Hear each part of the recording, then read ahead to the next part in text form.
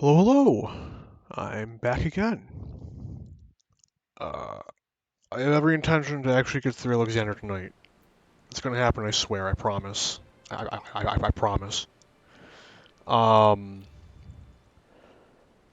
few things before I get into the recap of what happened last time I streamed. Um, I did mention a couple times last stream that um, I would be mentioning something. I may have even been as specific as to say that the thing I'd be mentioning was going to be related to something else I'd be playing. I'm not sure if I got that specific. I don't feel like checking. I apologize, but I do have to say that that died. That fell through. I was gonna start streaming Star Wars: The Old Republic because last time I played that, I was like 15 on the free trial way back when, and I thought it'd be really cool if I go back to it now. Because apparently it's still a very good game, and I have a little bit of money, and I was going to buy a month of sub, and for at least a month, I was going to put Final Fantasy to the side, and I was going to start going through probably the Sith Warrior in the Star Wars: The Old Republic Online. So I get that downloaded. I'm testing it out. The game works. After some fiddling, the way that it handles windowed borderless, I had to do some stupid shit to make it stop freaking out. But I got it. It was working fine. CPU was cool. Everything great. It was going wonderfully right up until I was about to get pay for the sub for 1 month. Wasn't very thrilled. I had to sign up for a subscription instead of me being able to just buy the 30 days, but that's neither here nor there. And I put in my card details, and it just doesn't work. It will not accept my debit card. I double check and I double check. And I tweak things and I double check the numbers about 5 times, and nope, doesn't work. It'll still send the verification charge through, which I'm still waiting for them to clear. I'm $5 down from my bank account because they just won't clear the fucking pending charges. But so yeah, that is on an indefinite hiatus. I still want to get to it eventually. I still think it'd be very fun to do that eventually. It'd be a very a very nice game to use as a break for a time from Final Fantasy.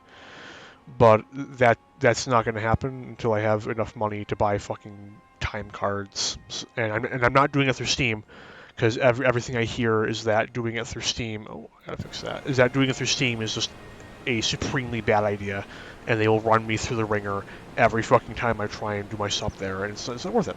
So, unfortunate. Um, I do have a couple ideas for what I'll do after I finish the raid series instead of moving over to Star Wars.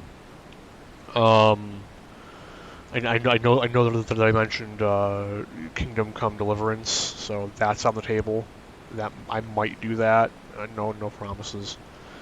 Um, I suppose another game at a stretch like I is uh, Warhammer 40k Inquisitor, which is a ARPG. Um, that could be interesting, but I don't really think it has enough narrative content to really be entertaining for me to stream. Um, that and they have some pretty annoying audio bugs right now, which is why I haven't been touching it in my own time recently. Because a not insubstantial amount of narrative is given through dialogue that plays during the missions. And if you're in combat, when that dialogue opens up, there's a not insignificant chance it'll kill all the dialogue, and you'll miss everything. There's not even a log you can go back and read. You're just fucked. And to my knowledge, there's no way to replay the missions either. So, good job. Like beyond that, in Kingdom Come, I'm not really sure.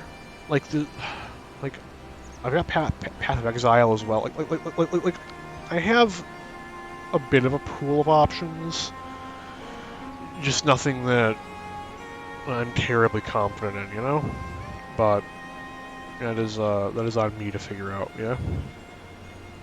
But all of that background, unrelated BS out of the way. Last time I streamed, I got through the I want to say all four or 5 of the middle tier of Alexander. And in so doing, we had the apparent betrayal of Midi, the redemption of Midi, some more backstory on Midi. Apparently, their tribe in Zayla had developed the Enigma Codex, and they came here and they summoned the Primal, which you can see there. That guy, check him out. And they summoned him, and in so doing, pretty much her entire tribe got yoinked into it, eaten alive, as Primals sometimes do, before the entire thing just vanished instantly. So, you know, there's some weird shit going on.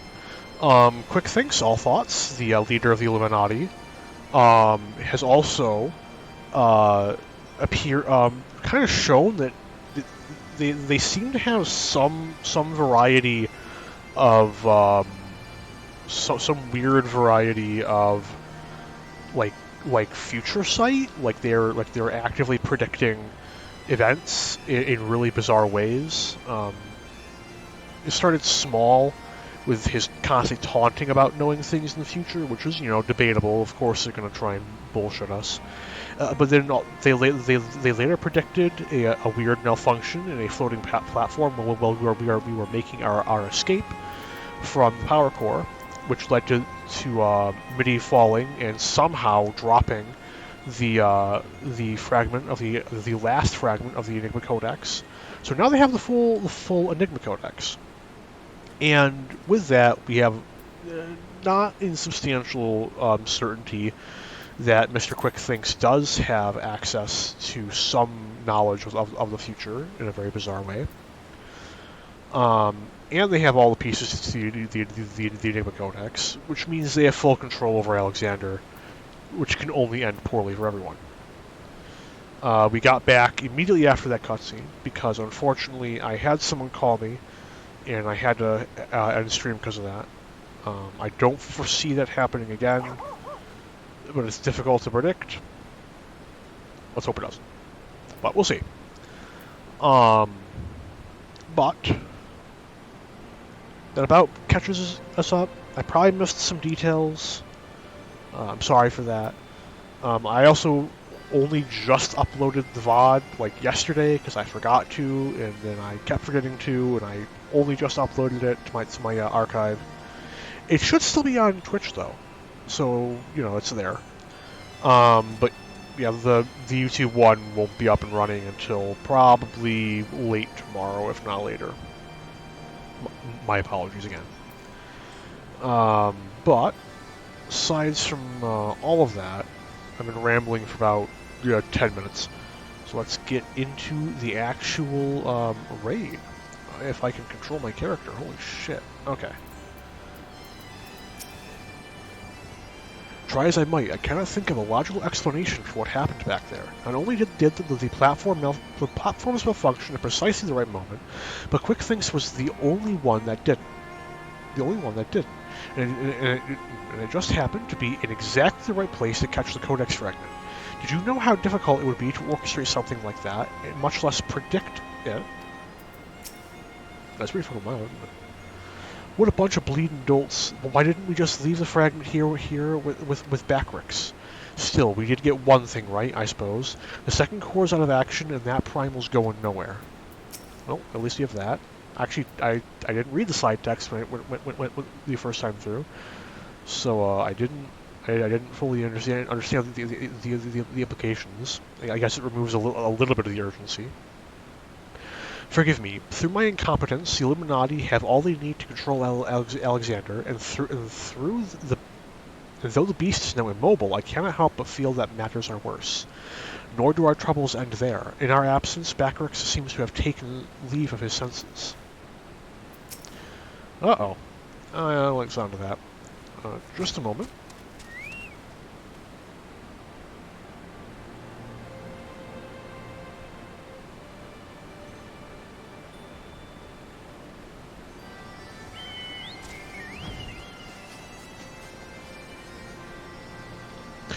Sorry for that, I had to blow my nose real quick.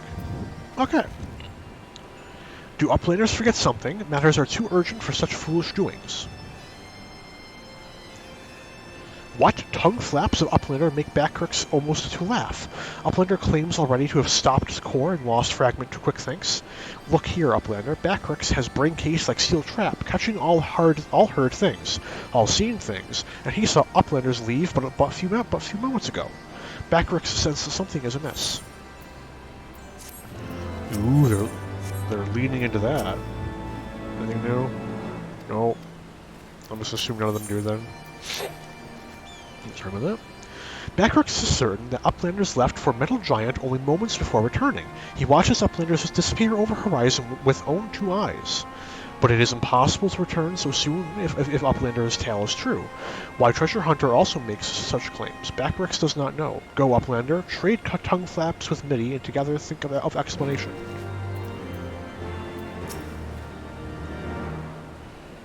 Nope, cool. Hi, Mitty.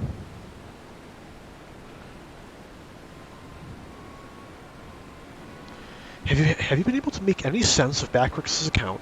According to his vision of events, we would scarcely have had time to reach the core, much less shut it down. But we were all there. We all know what happened.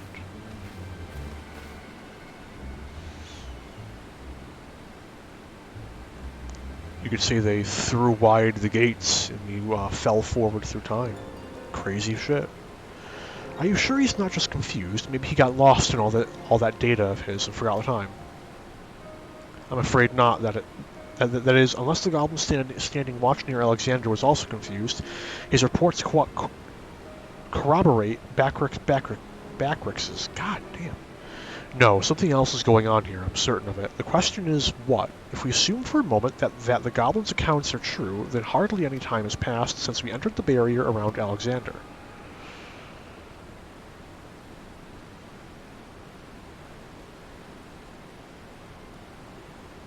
Time stopped. Impossible. Impossible? You mean like quick thinks predicting exactly what was going to happen in the core room? I hate to say it, but maybe he wasn't talking out his arse. If time doesn't work the same in there, maybe he saw the future. There may be another explanation for that. There is a device deep within Alexander capable of performing complex mathematical calculations. It is not outside the realm of possibility that it could be used to predict the outcome of simple events. Using mathematics to predict the future, even I could believe that.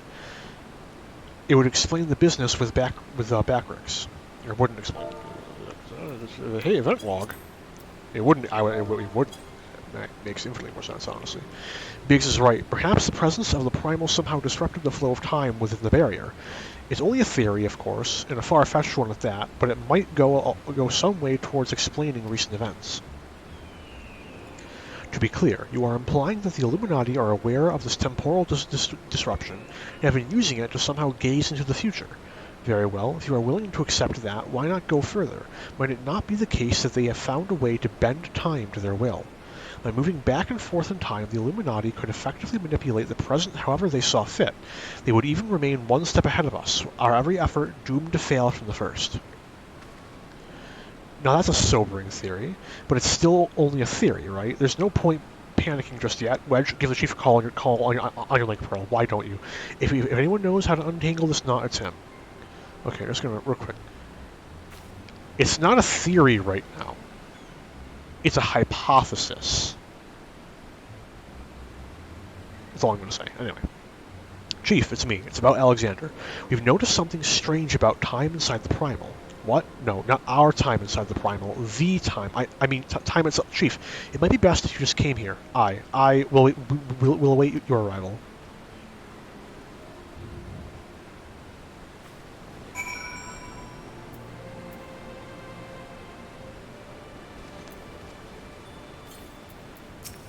Okay, certain. Okay, I'm. Necromancer, I might put you away. I've heard some strange things in my time, but this might top the lot. Just thinking about it gives me a sore head. No sense racking our brains over it, though. The chief will only end up proving us wrong. The chief says he's on his way, and I think I heard Yashol's voice on the other end as well. She kept asking him what I was talking about. It seems like only yesterday that Roundrox and I spent a few happy hours here sorting through her collection of treasures. How did things come to this? Backrix? Backrix senses danger looming in future. Uplander is welcome to view any data he thinks might help prevent it. I'm not reading all of these, I'm very sorry. I have my limits, and that's beyond my limits.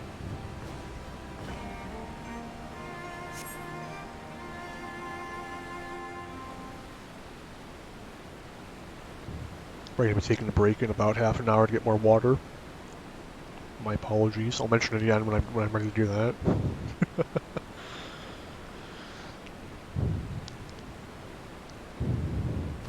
Just, go.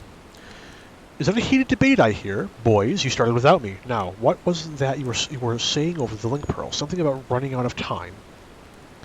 Cid insisted that I accompany him, though I would have come even had he not. Matters have taken a turn for the worse, I gather. Y'shtola, you just had to fucking say something. You can say that again.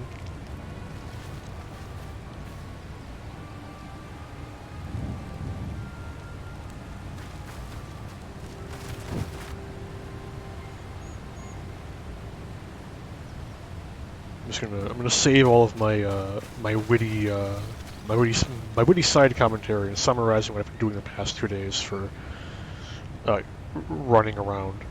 The etheric fluctuations are akin to those I observed shortly before the Primal's awakening. In the absence of a functioning core, its form is dissipating, albeit slowly. Y'shtola, would you mind lending me your goggles for a moment? It can't hurt to have a second opinion.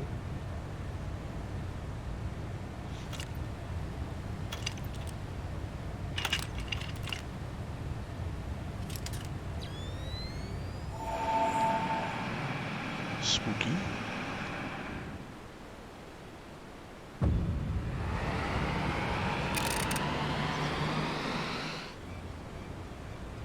What in the seven hells?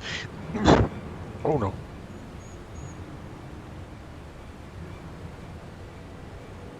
I'm fine, it's fine. The aether pouring from the Primal is flowing backwards, as if time were passing in reverse. That cannot be. Such a phenomenon is wholly without precedent. Knowing so little of this Primal's capabilities, however, it would be remiss to discount the possibility outright. It is as we fear, then. At this very moment, Alexander could be undoing our efforts to shut down his cores. All of our labors will have been for naught. Ah, the treasure hunter of whom I've heard so much. You seem unperturbed by our outlandish speculations. Was this perchance the subject of Wedge's communication?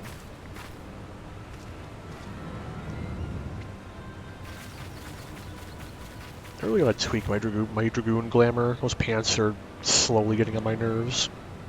Gods help us. If there's any truth to this, it won't matter how many cores we disable. The Illuminati will simply undo any damage we cause. Then what do we do, Chief? How do we even begin to fight something like that?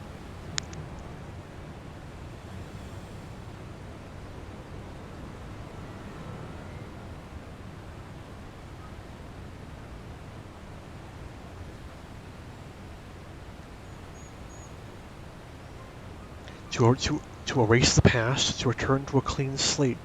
Could Dayan have known?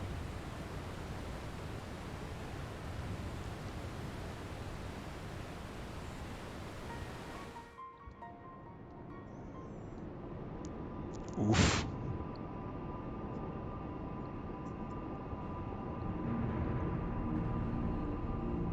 They haven't finished rebuilding the Enigma Codex. The fragment's not that big. It's not filling in all those cracks.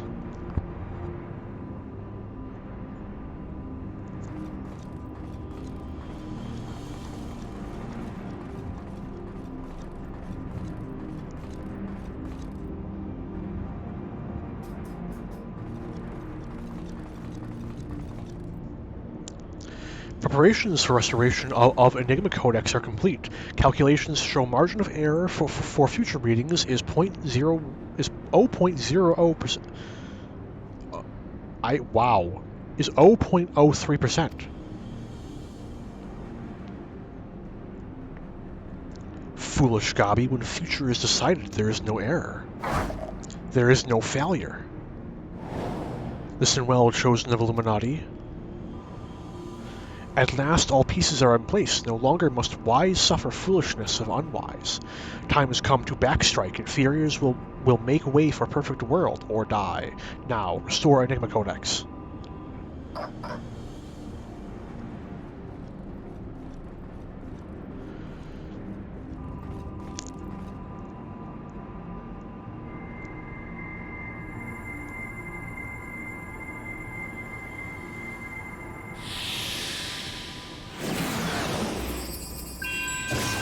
Okay, I won't question it.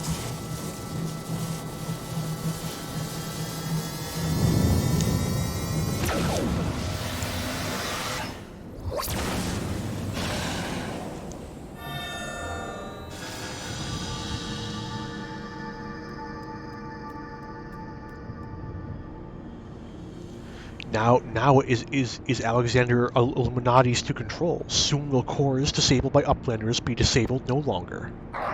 Reverse time.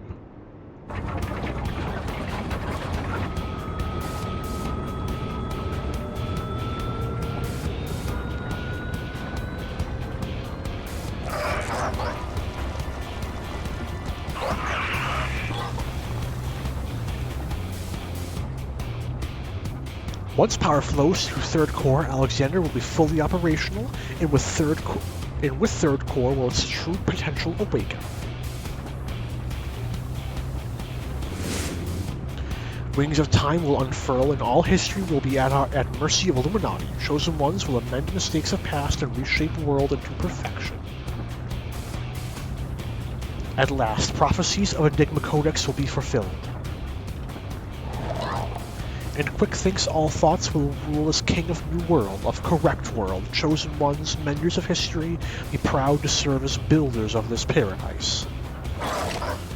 This paradise, composed entirely of empty wastelands due to the fact that all the Aether has been consolidated into Alexander. Got it. Noted. Great idea.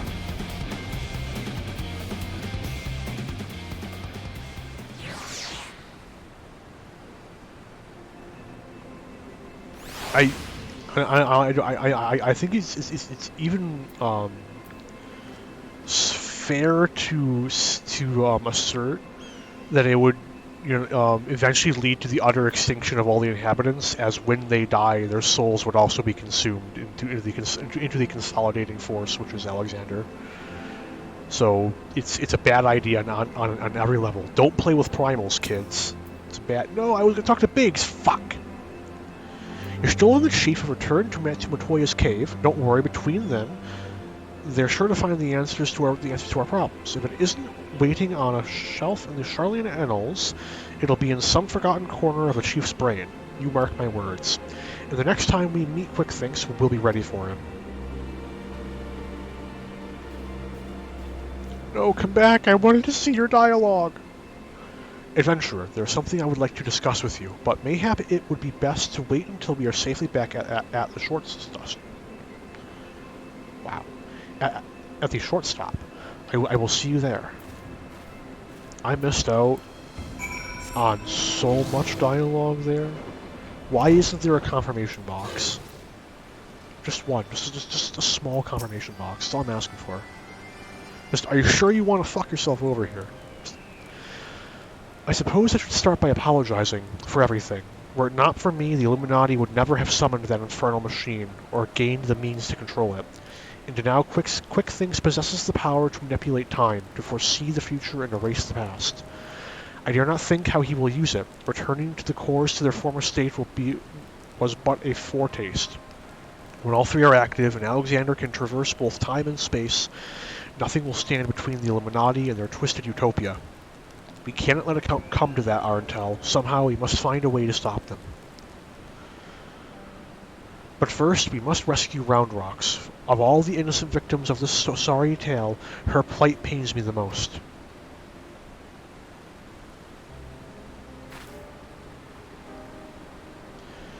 The shortstop just isn't the same without her. I hope someone will keep her treasure safe until she returns.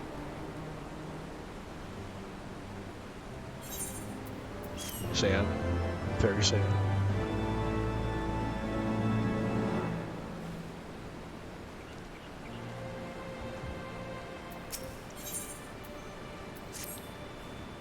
Ah, adventurer. You come at an opportune moment. It would seem we have a visitor. I was pacing about, thinking of Round Rocks, when something in the shadows drew my eye. Cat? I caught only a brief glimpse, but it bore an uncanny resemblance to Quick Things' constant companion. Shinoa, was it? If the coral's here, there's a good chance her Illuminati keepers are close by. We'd best track her down and quickly. Follow me.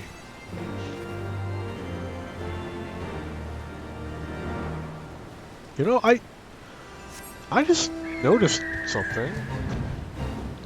That's a little weird. I'm gonna mention this later. I'm gonna write this down because I'm gonna forget if I don't.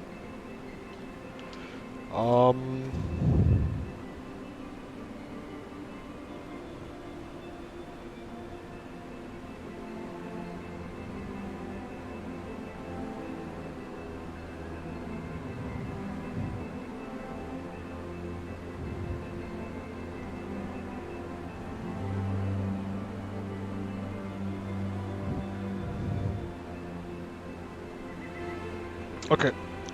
It's the shoddiest I've ever written something, but it'll do. Ooh, instant cutscene. Just as I thought, it is Shinoa, or is it? One coral kitten looks much the same as another, and she doesn't seem to have brought any of her friends. Over there.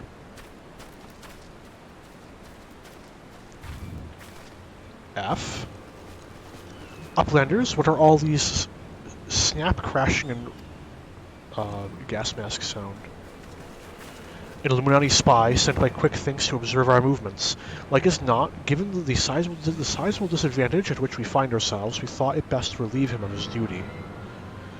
He spent his final moments blabbing about all the Illuminati's deranged schemes, claimed that once the final core was activated and Alexander fully operational, the fortress would gain the power to travel through time, taking them along with it.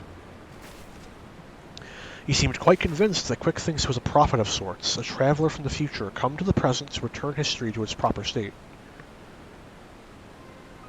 Aye, that's not the half of it. According to him, the battle of history has already been won, and not by us, for the future is writ in the Enigma Codex, and we but play our roles in it.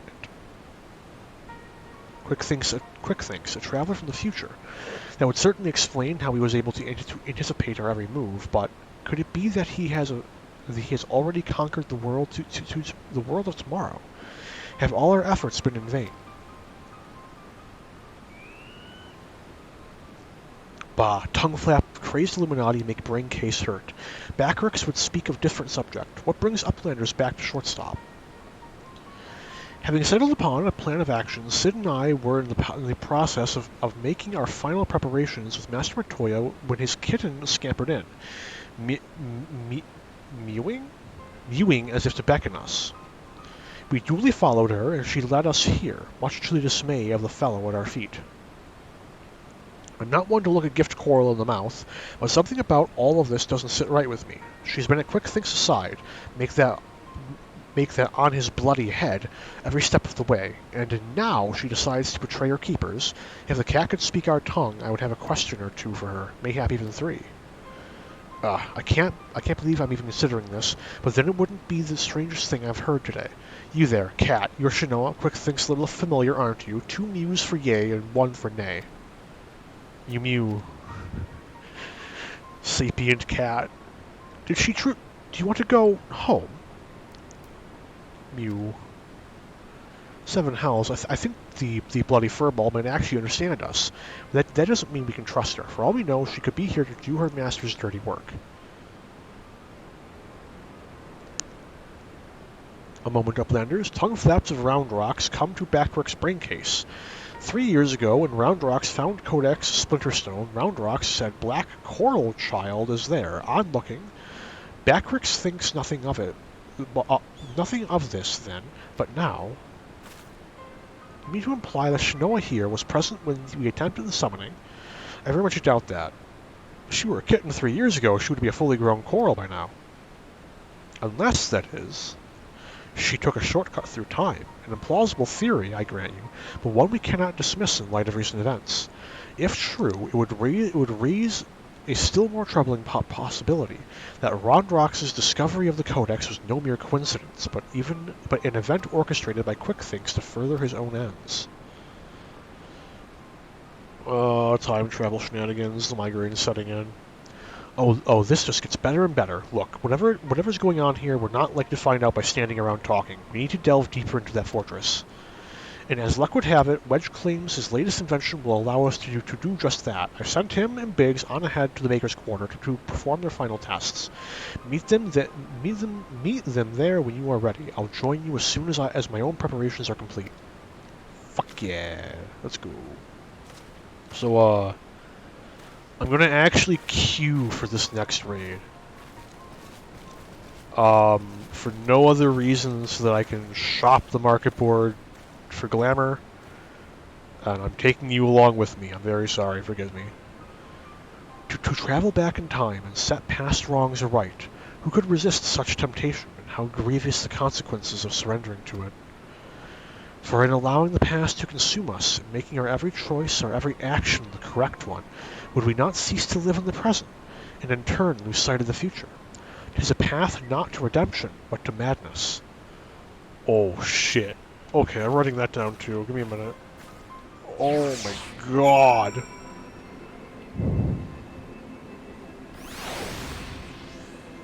Hey, so...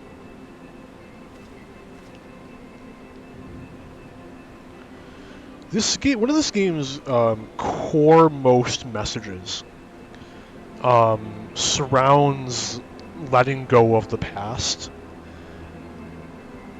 And it comes up again and again and again and again and again. You could see it with a few things in ARR, namely some of the cores of the feuds between the different alliances. You could see it in really not much in ARR.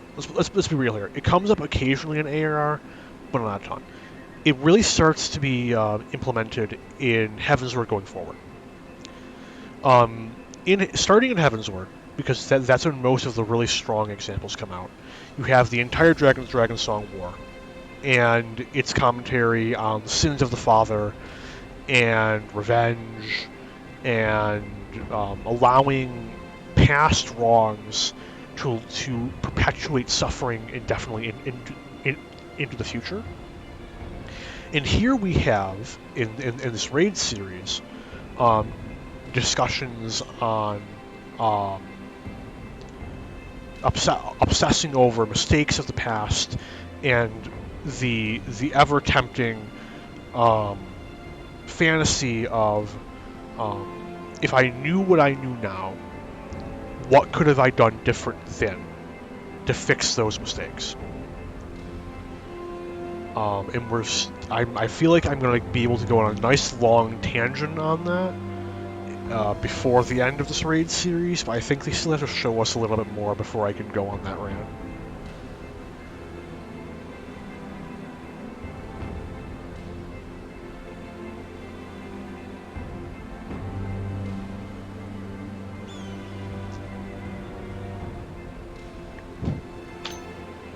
Sorry about that, I had to kill a fucking mosquito.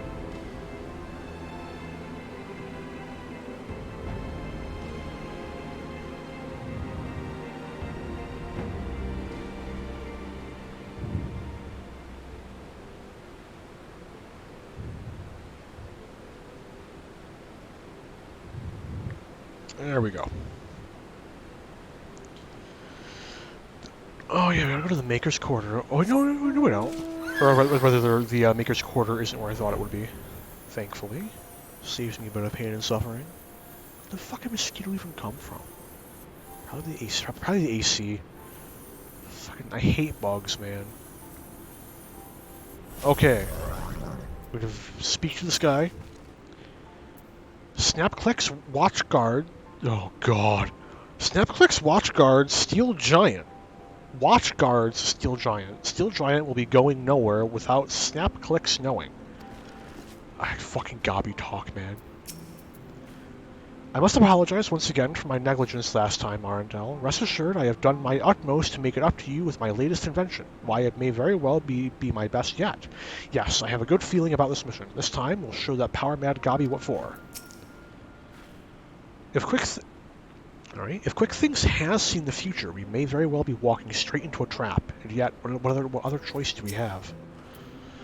Ah, Arundel, all fired up and ready to go, are we? Then I'd best hurry up and brief you on the task at hand.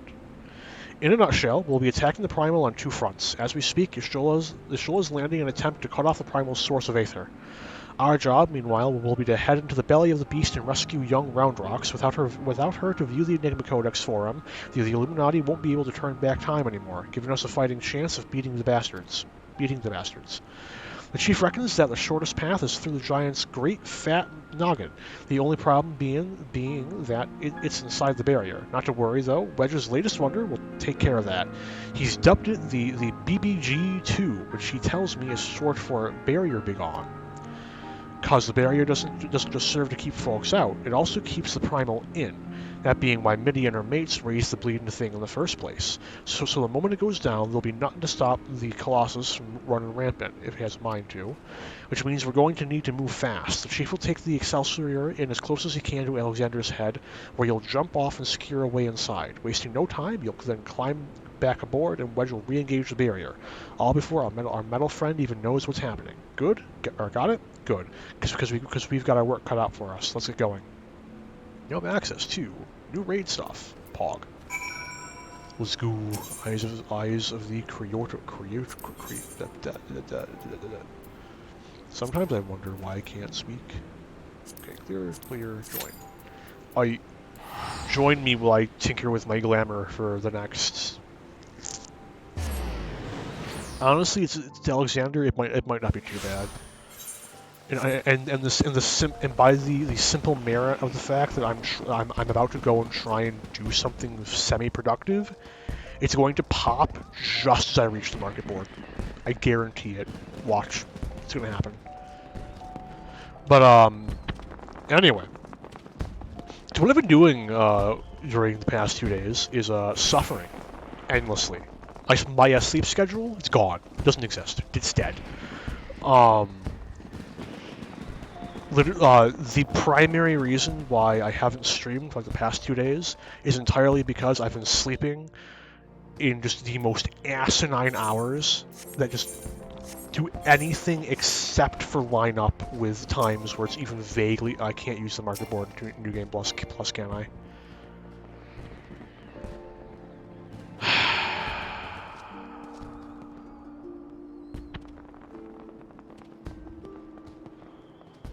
I feel like I've done this exact thing before on stream. This isn't the first time that I've done this on stream.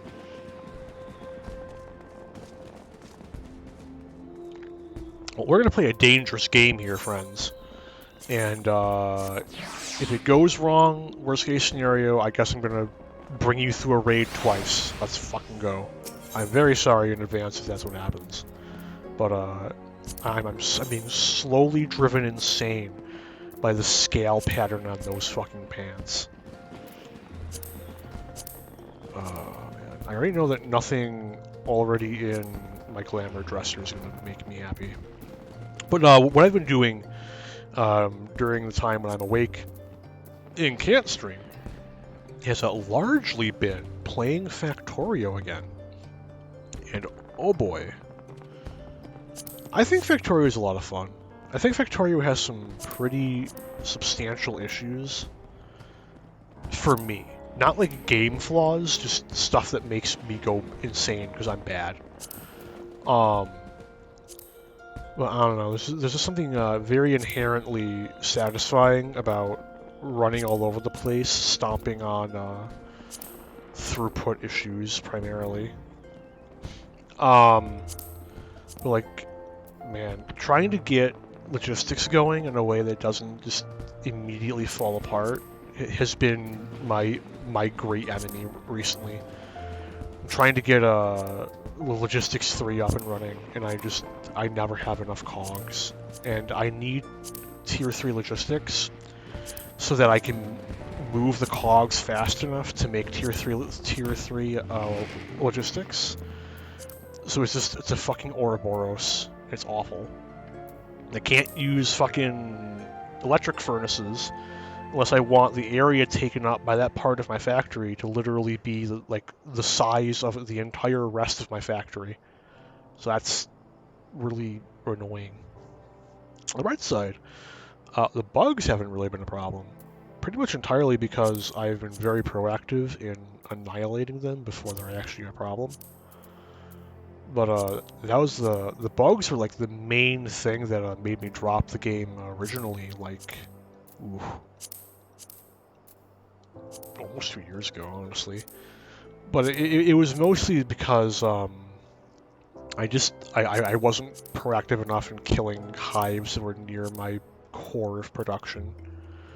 So it just meant that I reached a point right around the nuclear stage where at any given moment everything I knew and loved was being bombarded with bugs, and it was like nearly impossible to actually like wipe out the nearby hives anymore. I've since then learned pretty reliable ways of stamping out uprisings. You just run up to the hive, wipe out all the nests, and then you place just a turret or two on top of it so they can't resettle. Bonus points if you set up a radar there so you can keep an eye on things even when you're not around. Wait, there's Emperor's New Reaches? I don't know why I'm surprised, honestly. Well, let's be real here. So, my goal is something like a half, or ideally like another layer of split, whatever the fuck these things are called.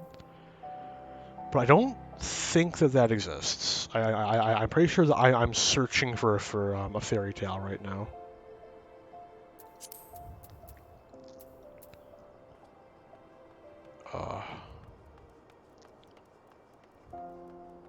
What the hell is that? Eesh. So much of the fucking early game stuff is just, oh my god. Like, I get that it, like, has to be there to, like, serve as, like early game stuff has to look bad, so that later game stuff, like, looks good by comparison. You gotta have that, like, sense of progression, but, oh my god, some of it is so fucking bad. What about you? That one's not... It's not awful, but I wish it was more like what I'm seeing in my head. This is also not terrible. I don't know how I feel about the profile it makes.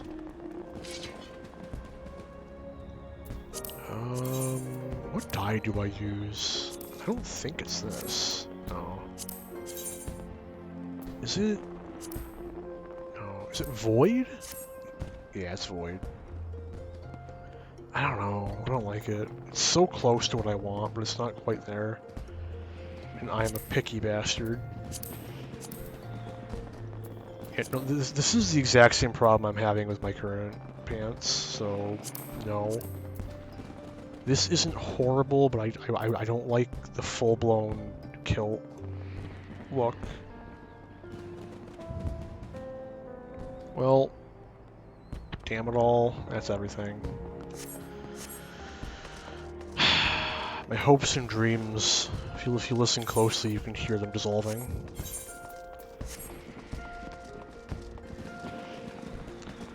Do I maybe have like a temporary solution to something that's like not the scale pattern just in my glamour dresser already? Like very minor stopgap solution. No. How would I make this actually do the right thing? There we go. No. Where is it? Oh, no, there it is. Well, okay. I still have Slipstream stuff stored in here? Why? Oh my god. Every time I think... Oh, wait, why aren't I using the worm ones? The right color. Every time I think that I have my glamour dresser figured out, I find some new bullshit item hiding in here.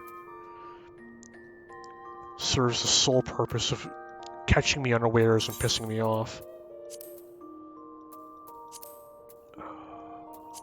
Like, I don't know. And then, like, I gotta be careful to not throw out certain... you know what? Cancel. It's a very minor change, but it's at least slightly better than what I was going with originally. But like just like, 'cause, like there are a handful of like glamour items I have stored in there, where it's like at a glance you'd go, why the fuck is that in there? Why would you actually have that saved? Like it's garbage. Like the brand new boots of scouting or whatever. Then I realize right as I'm about to delete them. Oh no, I used those in my fucking ninja glamour. Ugh. I am so excited for the glamour dresser expansion that's coming in 6.2, I think, is the number. Yes, it's 6.2. Very excited for that. I'm not like. Well, you probably saw the number on my glamour dresser when I was flipping through it. I'm not a super hoarder when it comes to glamour items. I'm pretty frugal about that, and I really don't change my glamours very much over time. Actually, I enter New Game Plus for the Q Pops. So it's not really a massive deal for me, but just I don't know that extra like 100 to 200 slots that I'm actually going to end up using are going to be really nice. It's especially going to be nice for storing weapon skins, which is really the main element of my glamour that tends to get swapped around a lot. But stuff like the actual armor pieces, I usually get a style down, and I stick to that style. And if for some reason I change it, I remove the old item because I don't need it anymore. I might, unless in the rare case where I was using the same item across multiple things, or the item I was using was extremely expensive. And that doesn't happen too often. Fuck, I didn't. God damn it. Oh no, it's this one.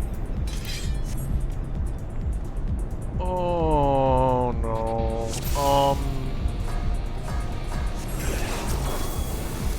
Oh, I'm gonna be in so much pain.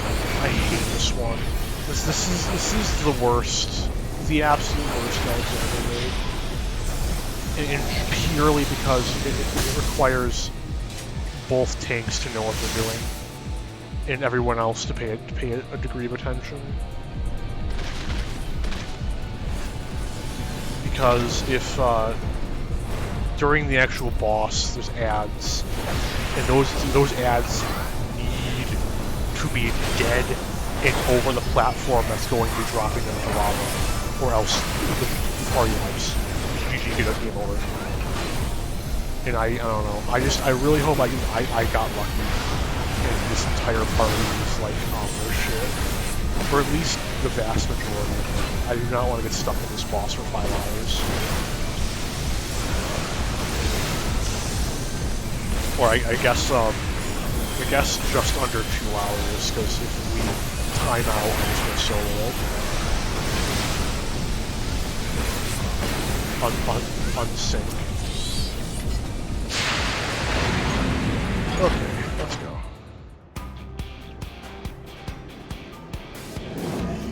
This motherfucker. Oh my god, he is pain incarnate. You are gazing upon the actual devil right now.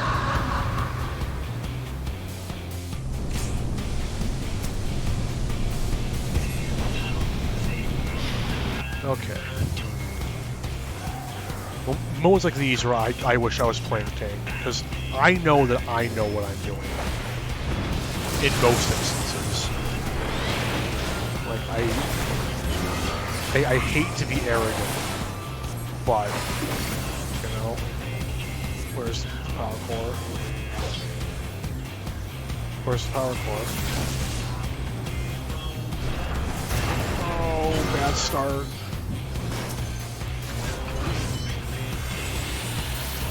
What are you doing? Oh no!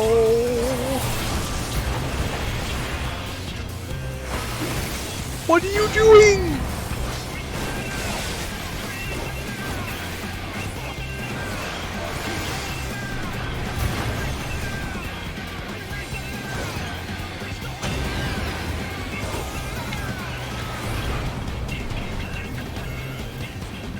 Everything is broken.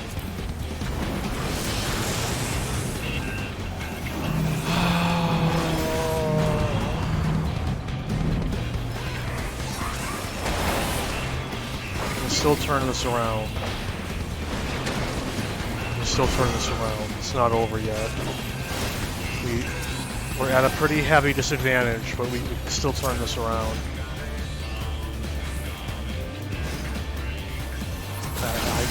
I know we can. I have faith. Come with me, mobs.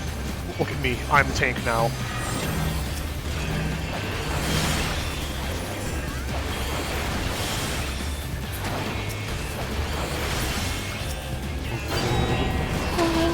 Okay, we're fine. It's fine. It's fine.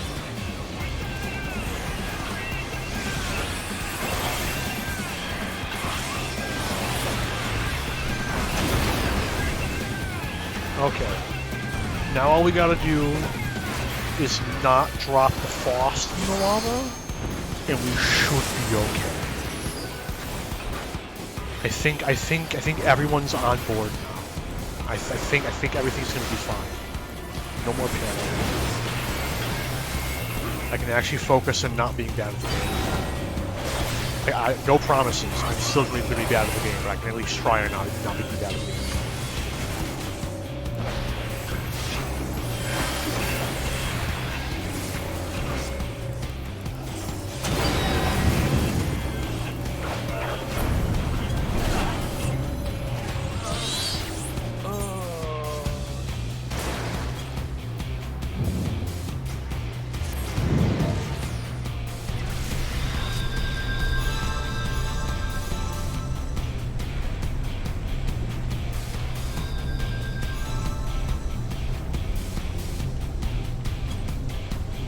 Okay, I think that this is a party that stands a decent chance at actually clearing the lead.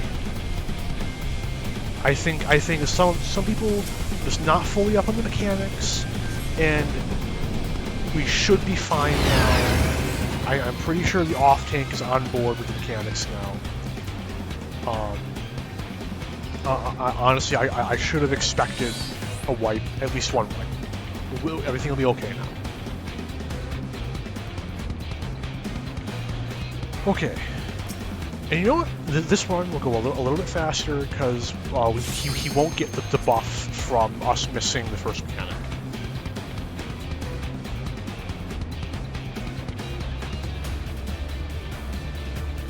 No, that's, you should really take care of it because I know that Dragoon is the tankiest DPS, but it doesn't mean I'm actually a tank.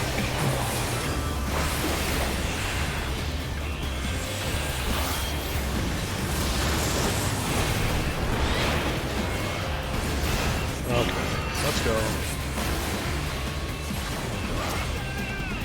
Don't grab that one, this one. Get it, pick it up! Go, go, go, go, go! Okay, we're safe. Poke, come with me. Going on an adventure.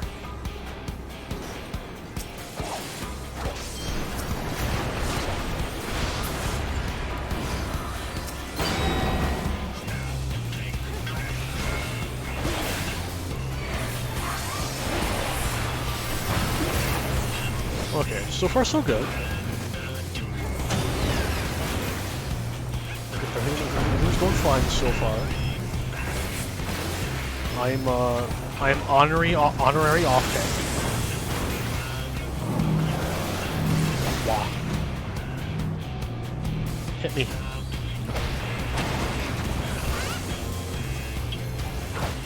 Oh. Okay. Back in my rotation.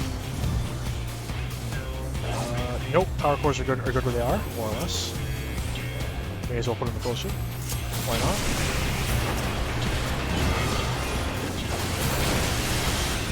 Go on an adventure again.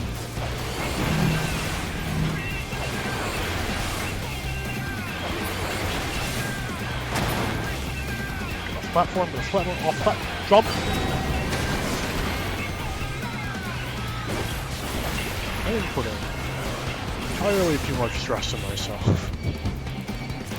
Why not I do it?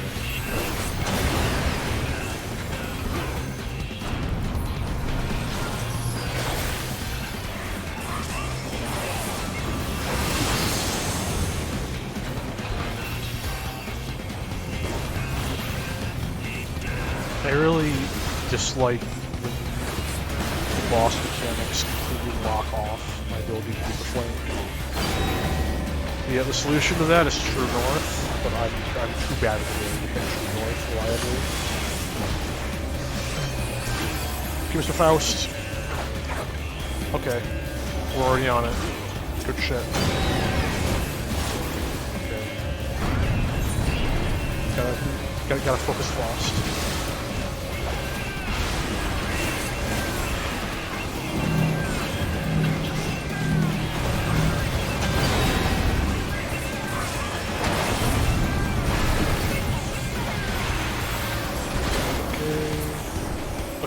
We're good, we're safe.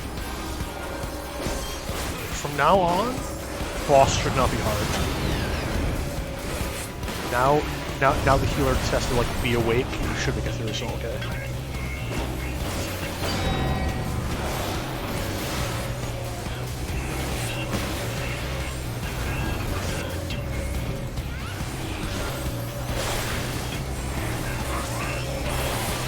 Oh. Yeah, I gotta break that habit. I gotta save Life Surge from full thrust.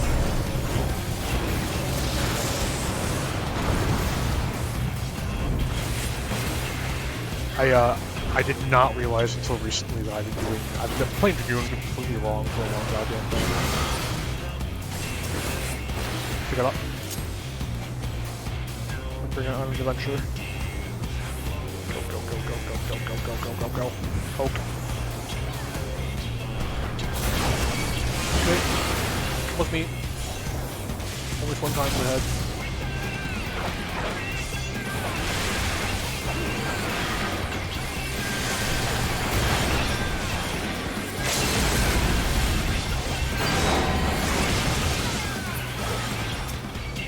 Beautiful. Oh, Only like what? One? Was that only one white? That's not bad for this raid. Okay. That wasn't too bad. That wasn't too bad. That was pretty good, actually.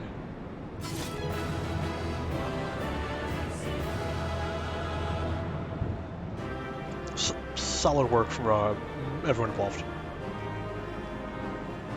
Oh boy. Oh, and they're all gone.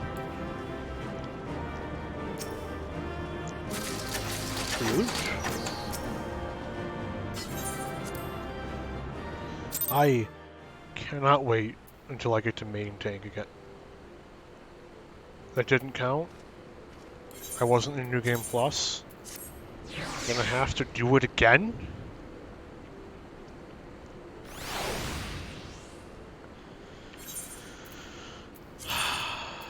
All the fun is gone. Okay, let's see if I can solo it. I can probably solo it. Let's just solo it. Let's just DPS him so hard that he stops existing. Hey, look, see, now we get to actually see the content. This was totally planned. I did it intentionally. Look, this was a cutscene we missed. See? See, I know what I'm doing. I'm very smart. It may not seem like it, but the smoke is too thick, can't see a damn thing. You'll have to press on alone.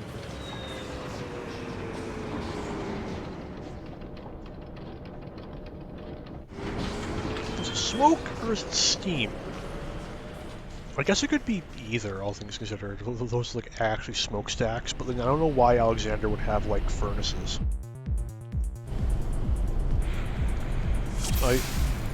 I think there's a pretty good chance I can solo this. All the ads should die at once. Or minimal hits. The main concern is, can I skip the Faust? Because I don't know if I'll be able to deal with the Faust mechanic.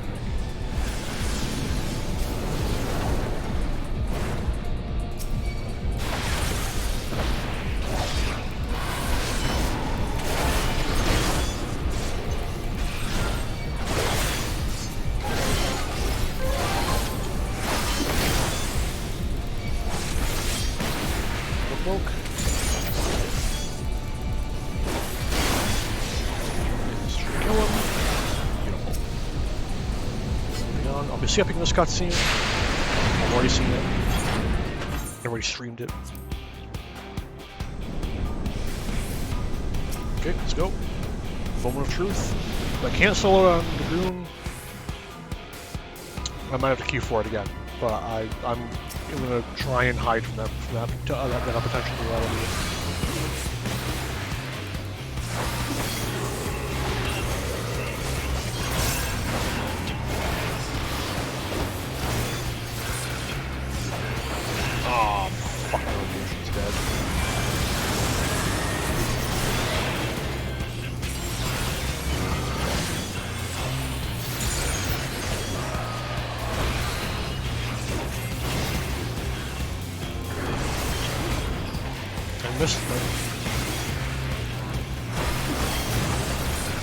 This is what the peak of the lowest tier gameplay looks like. Watch on in awe as I do everything wrong.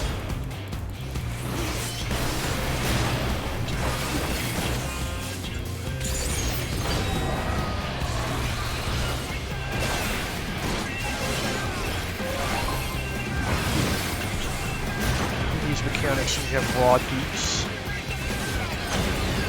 Okay. Moment of truth, can I not fucking holy shit, I got it.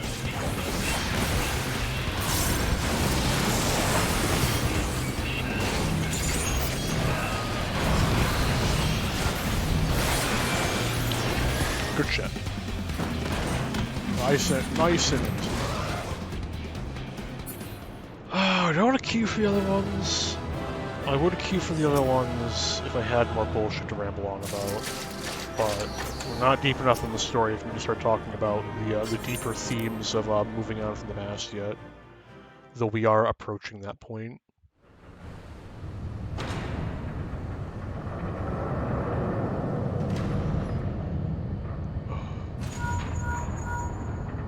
Progress, though. Progress. Fine work, old friend. Thanks to you, we have our way in. Stay where you are. We're coming. But first, now that you're clear, we had best get that barrier back up before the big fellow gets restless. Wedge, ready the BBG-2 and reactivate the barrier on my mark. Mark.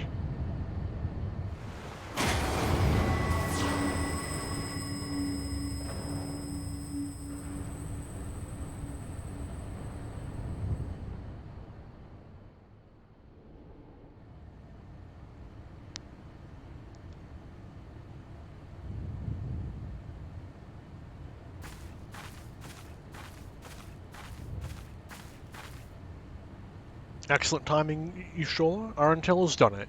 We've a clear path into the heart of the beast. Pog. Good. 'Tis a relief to hear that at least one side of the operation proceeded according to plan. The same may not be said of the other. Our efforts to cut off the primal source of Aether proved wholly ineffective. Quite why, I cannot say, though I am hopeful that one among us can. What, Mitty? On the basis that she summoned the damn thing, you mean? I think you'd better explain. Like all primals, Alexander constantly draws Aether from its surroundings, both to sustain itself and to gain in strength. Master Matoya and I believed we could disrupt, or at the very least inhibit, its process by means of Archima. By creating a vast impassable etheric membrane between the primal and the land from which it drinks, which is why the old witch had me place those infernal devices of hers in every nook and cranny of this place. Are you telling me they didn't work? Yes and no.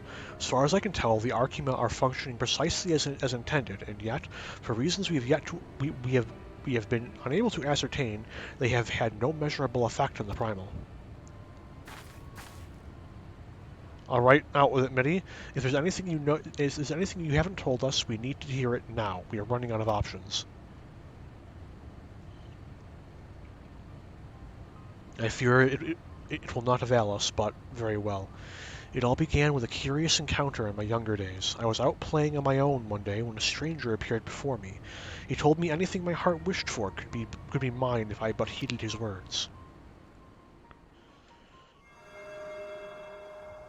In my youth, I did not fully comprehend what the man was proposing at the time. Nevertheless, his words seemed to burn themselves into my very soul. Reunite the shattered shards of the Enigma Codex, he said, and perform the sacred rite before the ruins that yet stand strong against the river's flow. Then, and only then, shall your hopes and dreams become reality. With that, he handed me a relic, a horn with a tip of metal, which seemed so foreign as to hail from another world.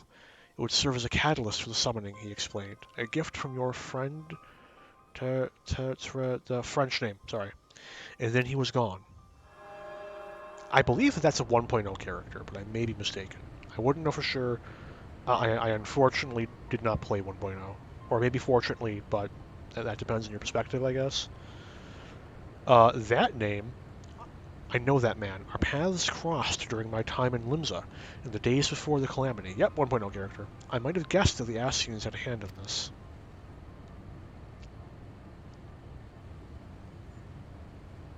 The horn of which you speak was once rumored to reside on Seal Rock.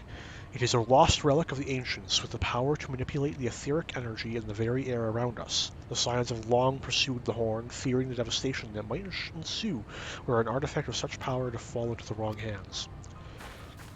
Fun fact: the horn that was on Tup Samati was the twin of this horn. Fun facts. Anyway, finally, I do begin to see. If I have the right of it, Alexander's third core is using the horn. Yeah, third core is using the horn to draw Aether from far and wide. It is little wonder our plan failed. Even without moving an ilm, the primal possesses the means to drain not just this land of Aether, but our very star. Then our course is clear. If the old witch's magics won't avail us, we shall just have to get inside and dismantle the core the old-fashioned way. Indeed, and yet we must be wary. We have seen the course of time reversed once before. We may well see it again. Even should we succeed in destroying our target, there is naught to prevent the Illuminati from simply returning the stricken core to its previous state. Aye, they are free to turn back the clock again and again, the primal growing stronger all the while. So what do we do then? We can't just give up.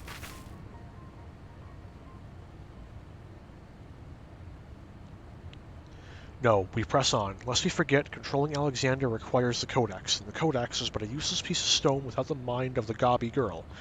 If we can rescue Round Rocks, Quick thinks he'll have no way to flip the hourglass. The Circle of Knowing once tasked me with recovering the horn, and 'twas through mine own negligence that acquired it. That it now endangers our world is my responsibility. Even were I not a scion, I should do all in my power to make amends. Whatever assistance I can offer, it is yours. Then it begins. I'll send word to our friend in Idleshire. Biggs, Wedge, ready the Excelsior. Our intel, prepare for departure. Let Operation Rescue Round Rocks commence.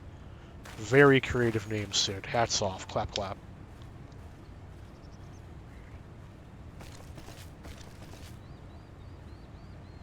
Spooky. Cat? Book?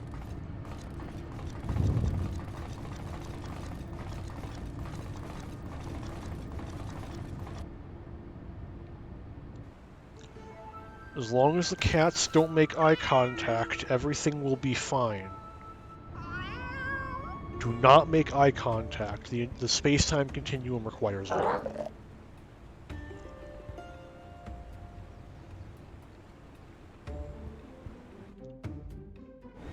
The cats lock eyes, a black hole opens. The MSQ ends. It all stops here. Even if we succeed in freeing Round Rocks, what will remain of the girl we once knew? To the Illuminati, she's little more than a cog in their divine machine. They need her alive, aye, but no more than that, and they will not have scruple to use any means necessary to force her compliance.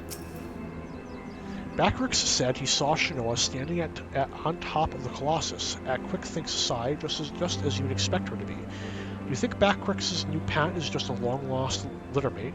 The resemblance is truly uncanny. Pusho.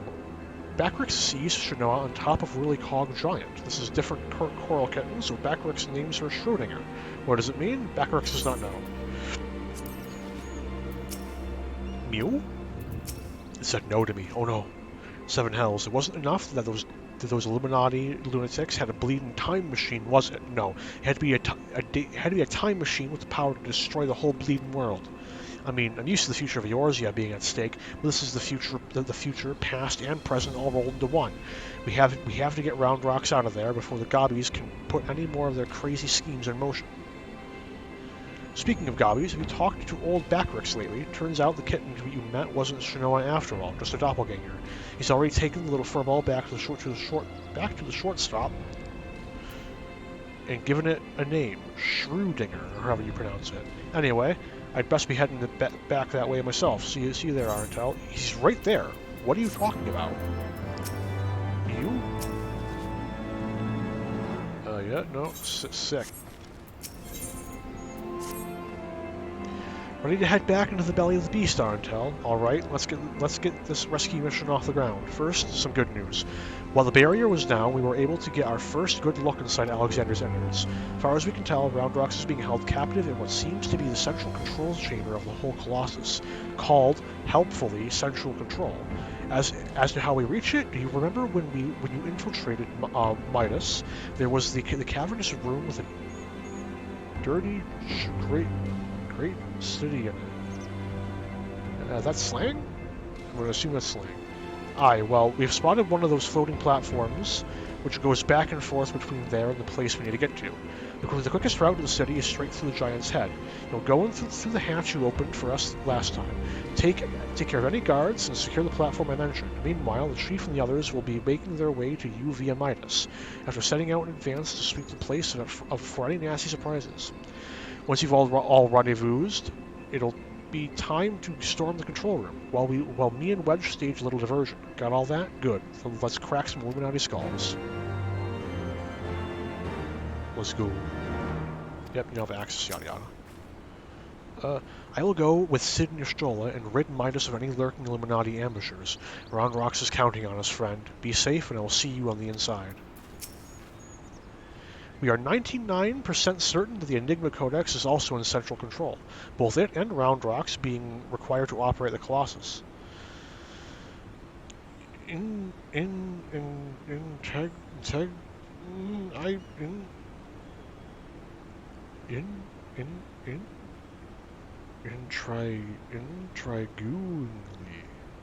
Intriguingly. Ah, there we go. Wow. Intriguingly, the platform which will take us there seems to have been installed quite recently. One can only assume that the original design sought to make the place less readily accessible for reasons of security.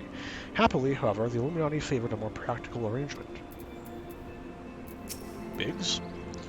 The Illuminati are holding Round Rocks captive in Alexander's central control room. Your task is to go in through the head and secure the platform that will take us there.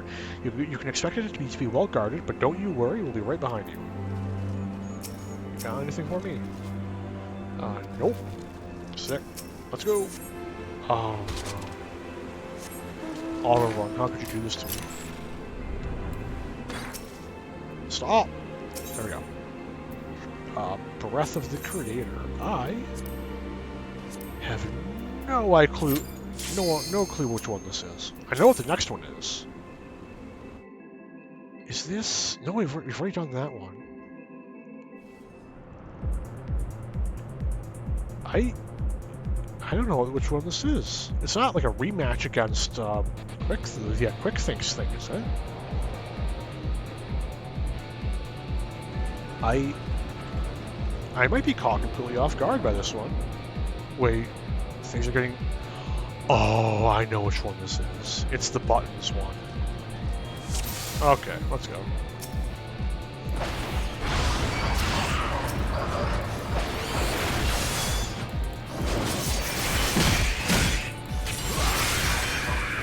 Feels good. Overwhelming power.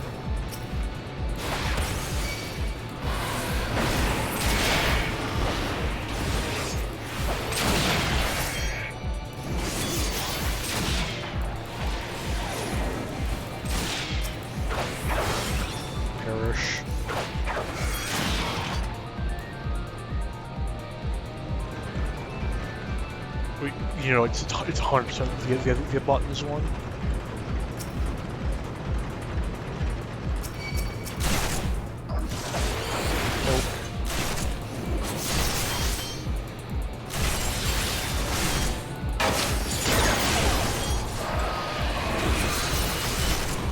I really? Oh, I can't say that. Nothing. I wasn't going to make any sort of commentary on the Dragoon ability.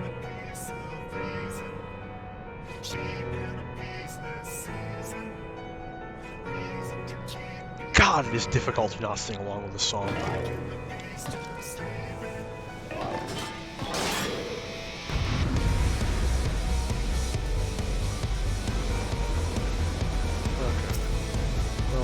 That might become a problem. Oh, I'm so close to the end.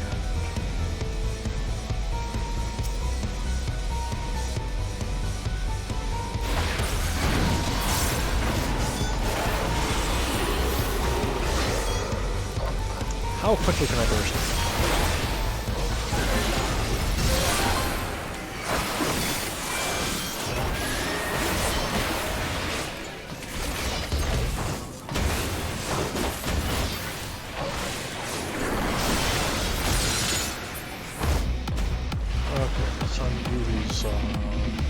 Steamroller mechanic.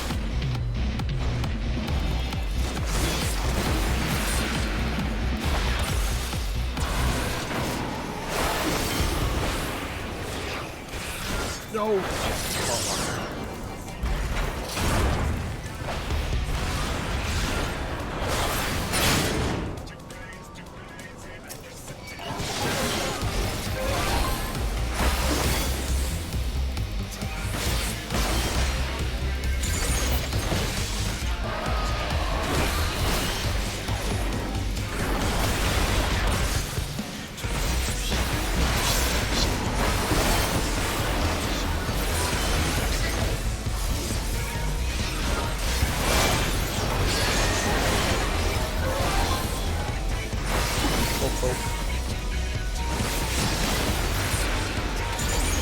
finally getting into the rotation. That's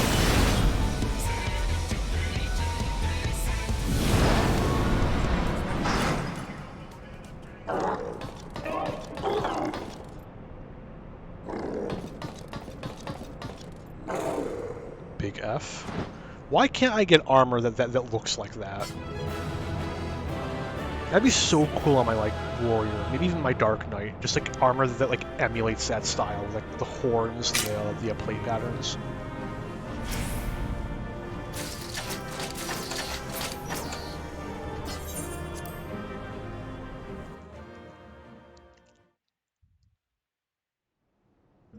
They'd be like really solid for a Dark Knight glamour.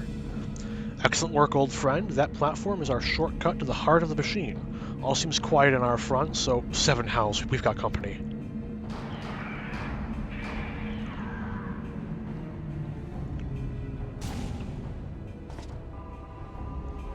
Good thing fucking MIDI is strapped.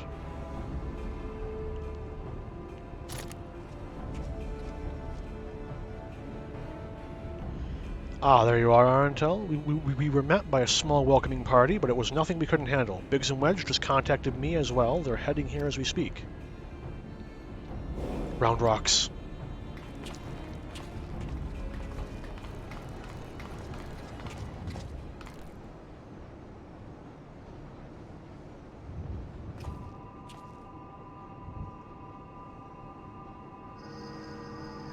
So this is the Enigma Codex.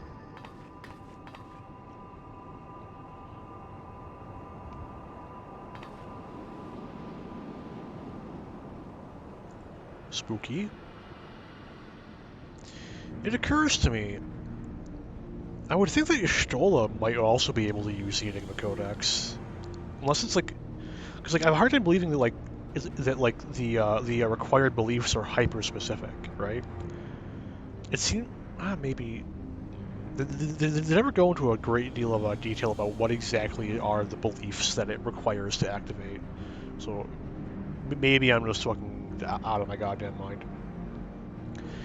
That must be the third and final core. 12 have mercy. If you could see the volume of aether issuing from it. Yes, much swirly bright time wings can spread, travel to overtimes, make bad things good again.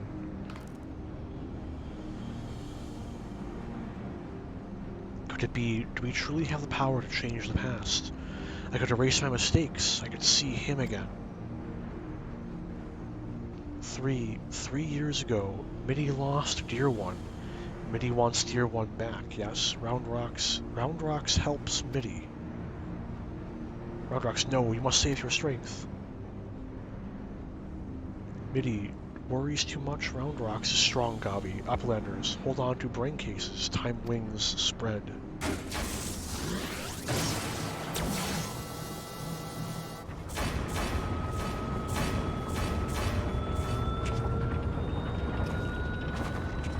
Seven hells, has a girl gone mad? Stop this, Round Rock, stop, I say.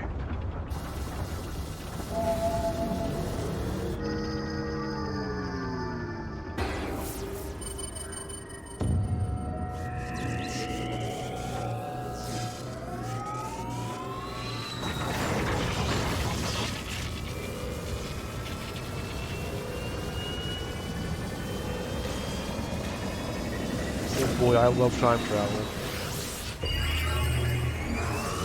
Totally isn't a narrative device that gets me angry every time I see it. I'll be fair, I think that time travel is handled really well for most of the game, with a major exception. We're not getting to that exception for a long fucking time though, so hey. Biggs, where are we? Why is everything spinning? Biggs, Wedge, can you hear me? Round Rocks is engaged in Alexander's time distortion mechanism. We're hurtling into the past. There is a slight issue with this instance of time travel, and luckily I'll get to talk about it after this cutscene. We're what?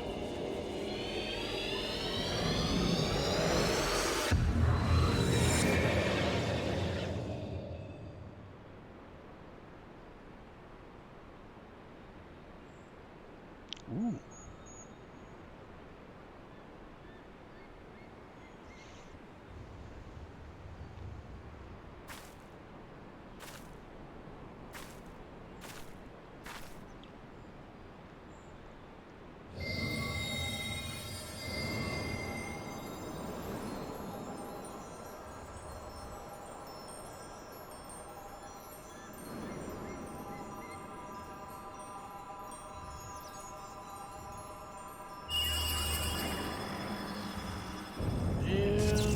Primal summon.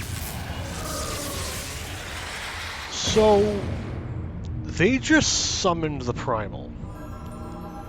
But we traveled back in time, so they didn't summon the Primal. It's just Alexander going back in time. So, when was the Primal summoned? It wasn't summoned now. Was it summoned in the future? But it couldn't have just been summoned in the future because the Enigma Codex had to be destroyed in the past. I think it's a reasonably decently done bootstrap paradox, personally, where it's logically consistent across the ridiculousness of the time travel. But Biggs over here, you're not going to believe this. Eh? What's Mitty doing down there with those? Hold on, they're performing the summoning ritual. Bugger me.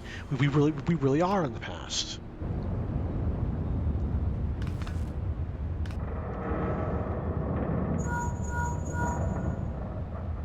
What in the seven hells? Someone's taking control of the Colossus. Hold tight. I think it's about to go berserk.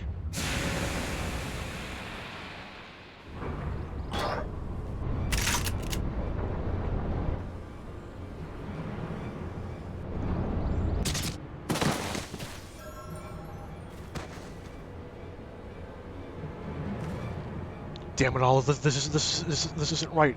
We must abort the summoning quickly, middies. The seal.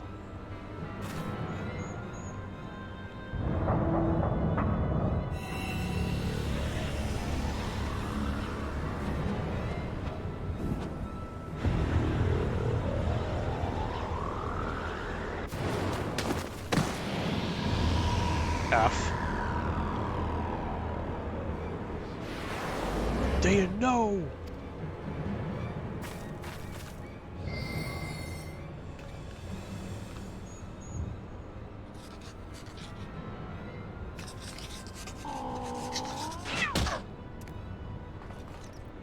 Shko, what is metal making kitten doing?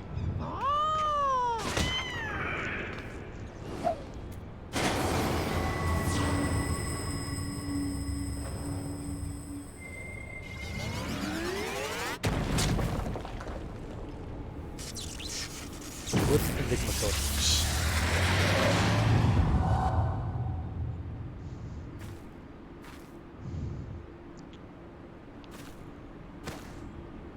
Oof. Oof.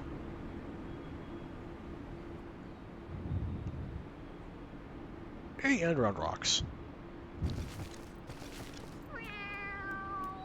We have come full circle.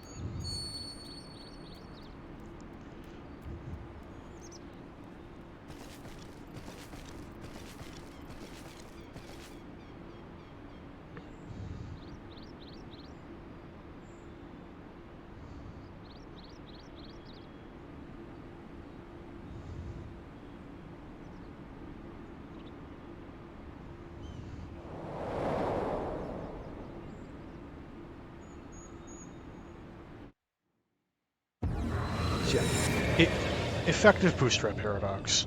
When was Alexander actually summoned?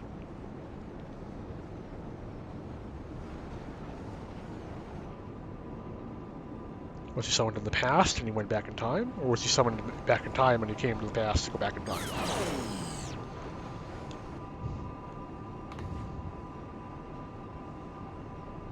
Twould seem we are back in our own time.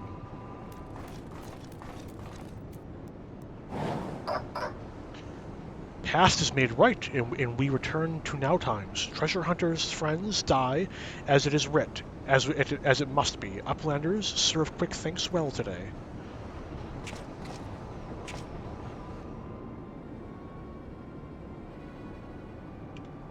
Uplanders are not grasping meaning. Quick thinks breaks into bitty pieces, fit in Uplanders' tiny brain cases. Time is flat round shape. All things Uplanders and Gobbies did are doing and will do. Doings happen over and over and over again for all times. So when Mitty and her friends attempted to summon Alexander 3 years ago, what they actually saw was us traveling back in time. But that's madness. Yeah, when was Alexander actually summoned? Bootstrap paradox, yada yada yada. Time is an endless cycle. My failure, my pain, my suffering. It was all doomed to unfold like this from the very beginning.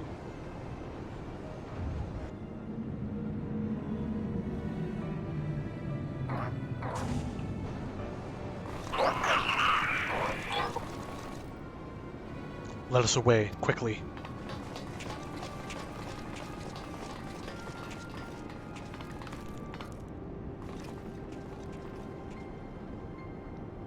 Mitty must hurry. No, nothing remains for me out there. My future, my past, my reason for being, it all ended before it ever began.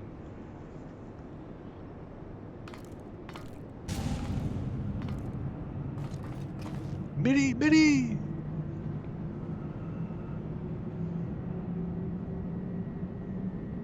Goodbye, Raw Lady.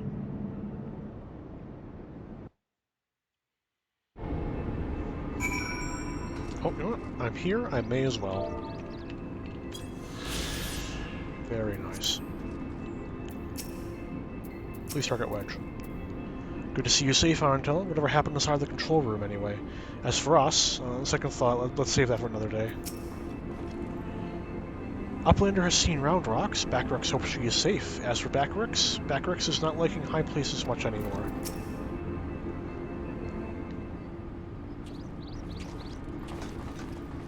Chief Y'shtola and Round Rocks, gods, I've never been so bloody glad to see you. I thought we'd never make it back in one... Wait, where's Mitty? Mitty stays behind in Giant of Whirlycogs, all because of Round Rocks. Round Rocks must go back to Giant of Whirlycogs. Save Mitty. You leave that to us, child. Wedge, get Jessie on the Link Pearl, and tell her to bring the Excelsior around.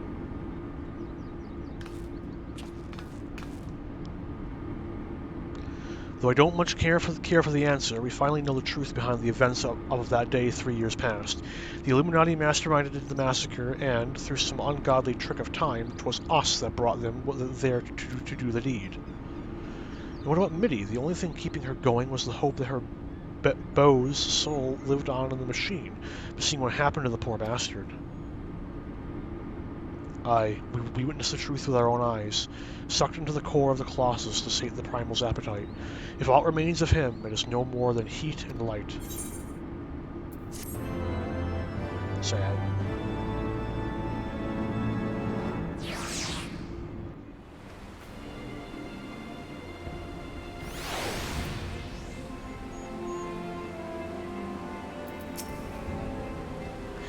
Jessie had the nerve to give me a dressing down for not saying please. Said I was getting too big for my britches. Does she have any idea what we've been through? Honestly.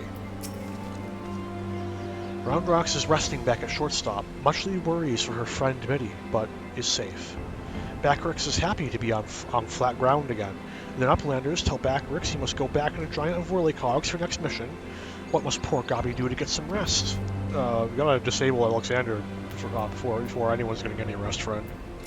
Myself included. Quick Thinks says the future's already been writ, huh? But we're fighting a losing battle. Well, we've got a thing or two to say about that, don't we, Arentel? Round Rocks is safe with us, which means the Illuminati won't be turning back time on us anymore. And that's not all. Thanks to your efforts, we've got ourselves a straight path to the third and final core. Aye, the very heart of the Colossus. Put it out of action, the whole thing will grind to a halt. Let's go, Arentel. We'll show the Illuminati that the future's yet to be decided, and save Mitty while we're at it. Okay, the last two fights of Alexander are the best fights in Alexander. Easily. If I wasn't stuck playing DPS, I would queue for these last two fights. But I'm kind of stuck doing DPS. So, and again, I don't have anything to just ramble on about, unless.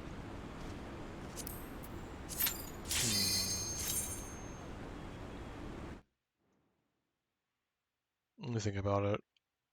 I am unsyncing this one though. This one has the best boss theme in the game pre Shadowbringers. Hands down. Nothing in Stormsblood or the rest of Heavensward comes close to matching how catchy this fucking boss theme is about to be.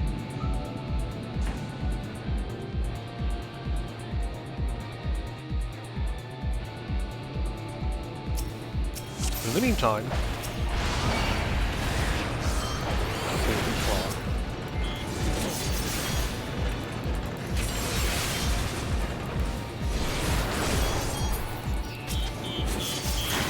very good.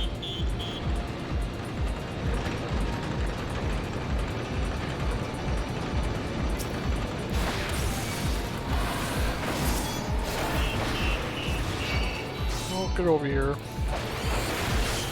I'll wipe out all the ads so I can actually get the boss right.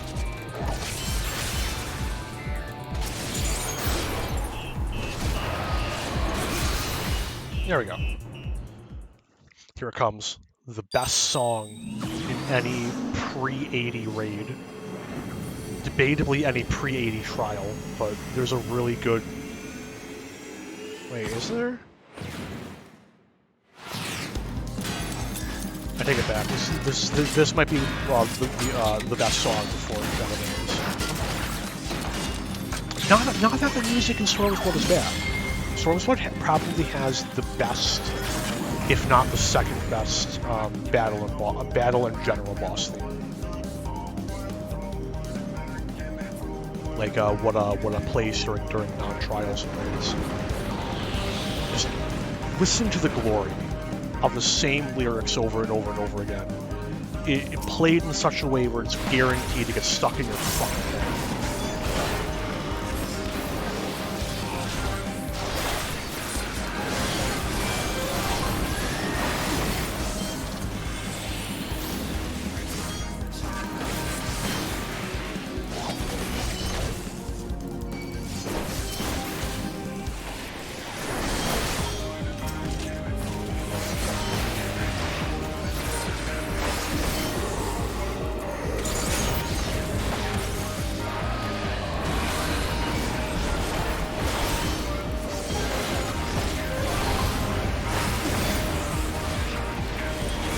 I wasted my fucking...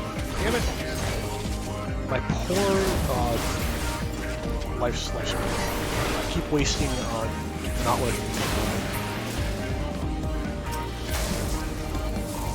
Ah, damn it.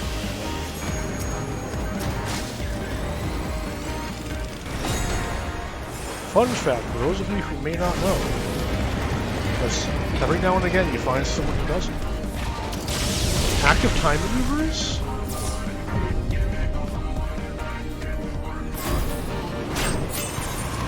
You don't need to click for it.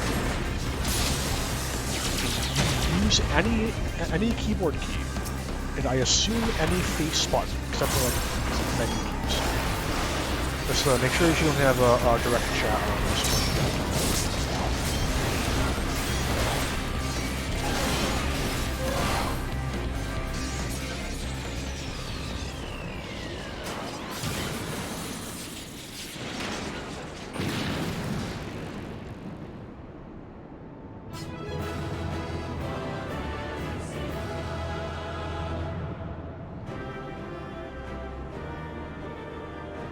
Okay. Free loot that I'm never going to use on anything.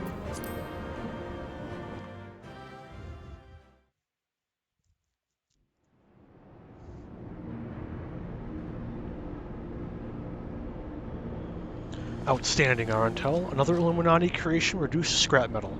I'll wager the mere sight of you is enough to send Gabi scurrying back to the drawing board.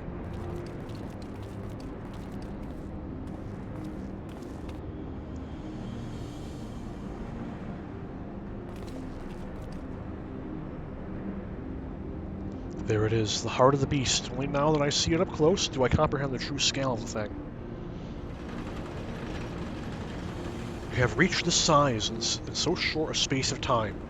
The core must be taking in aether at a positively ungodly rate, and I'd be willing to wager that it can regrow itself faster than we could ever hope to chip away at it.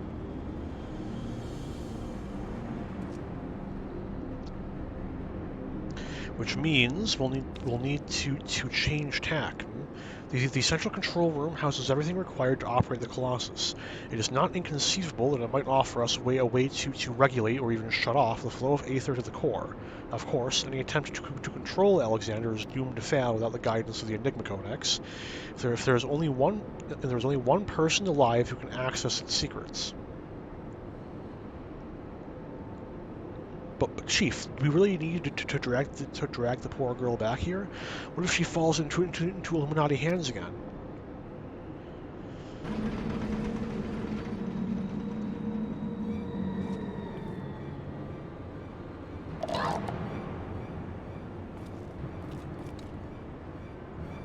Uplanders waste their tongue flaps. Quick thinks has seen a future, a true future, and it ends badly for Uplanders. Very, very badly.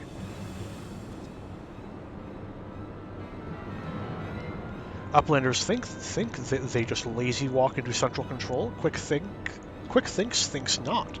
All passages are sealed, all floaty boards disabled.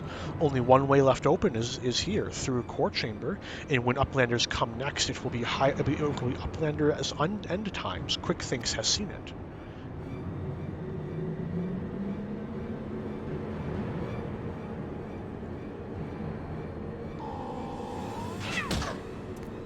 Yeah, that fucking cat really hates books.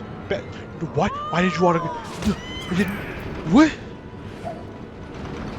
Bad Shinoa, stupid creature. What goes on in brain case? I don't know why it skipped that. I didn't press the button. I'm sorry. Oi, Wedge. Is it just me, or are you getting the feeling you've seen all this happen before?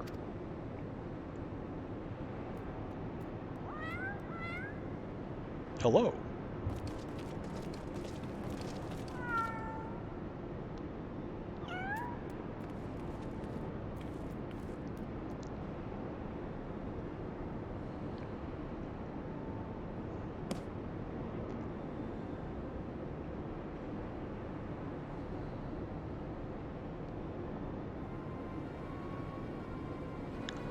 It is Watchbook of Backrix, and look, writings end where Backrix leaves off when Shinoa sends Watcher Book Spinny falling from Backrix's fingers. What the? You mean to say the book Quick Thinks has been reading from all this time is your journal, the same journal that slipped from your hands when we traveled back in time? So that's how he was able to anticipate our every move. He's no prophet, just a Gabi with illusions of grandeur and a diary from the future. So the glorious bleeding future he was always going on about, the one that was nothing but Backrix's record of the stuff we'd already seen.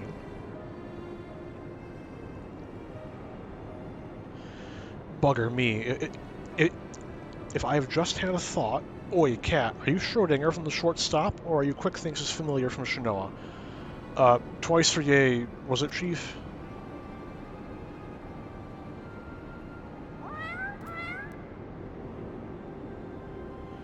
Bleeding knew it. She's both. After Schrodinger went tumbling down from the Colossus, and don't ask me how she survived the drop, Quick Thinks found her, took her in, and gave her a new name. It's like they're two cats, but also one at the same time. It's almost like the reference. Setting aside for the moment the question of whether or not that even makes sense, what possessed that confounded cat, whatever you want to call her, to do this in the first place? I swear, all she's done is made a right mess of everything. Now, Wedge, taking out our frustrations on the mule and kitten won't get us any closer to dismantling the core. Getting back to the crux of the matter. Backrix, you said the journal ends right where you left off, yes? That's it? Nothing but blank pages from that point on?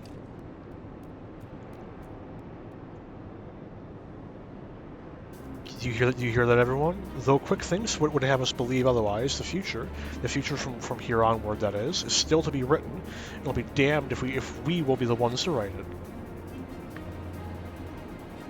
Technically, you were already the ones writing the future, but it was also the present, because, in a sense, the past from his perspective. The headache's already setting in. Just abandoning the cat. Poor cat. Big F.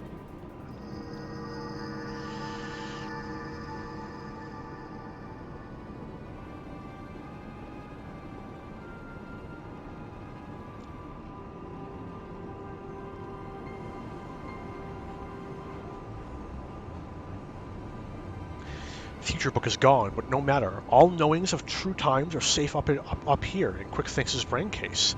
Quickthinks' chosen one, mender of history. Truth is unchanging. True times choose Quickthinks to do their bidding. True times send Shanoa into past, deliver true Quickthinks knowings of future. True times live inside, guiding all of Quickthinks' doings. Every tongue flap, every busy deal, every brain spark of Quickthinks brings world closer and closer to perfection. Guides Illuminati to rightful place as rulers of New World Order. True times will not be unmade by ignorant uplanders. Quickthinks needs no future book, no gobby girl. Quickthinks needs nothing and no one but own self. Future has chosen, and future chooses Quickthinks. Yes, even now, the power granted by true times wells within Quickthinks' fingertips. Power beyond understanding of Uplanders' feeble brain cases. Alexander, Overwatcher of true times, delivered divine judgment on ignorant Uplanders and crushed them out of existence of all times.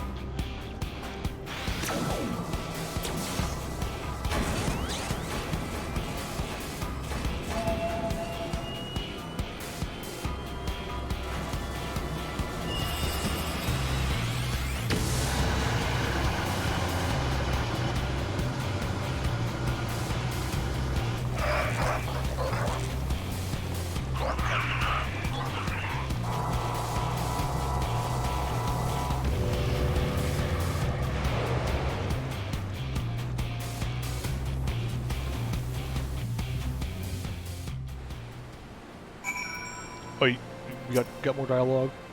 So the only reason Quickthinks was able to predict the future was because he stumbled onto Backrix's watchbook 3 years ago. That's not nearly as impressive as being some kind of chosen one, to say the least. All those uncanny predictions and impeccably timed actions, it was all just a sham.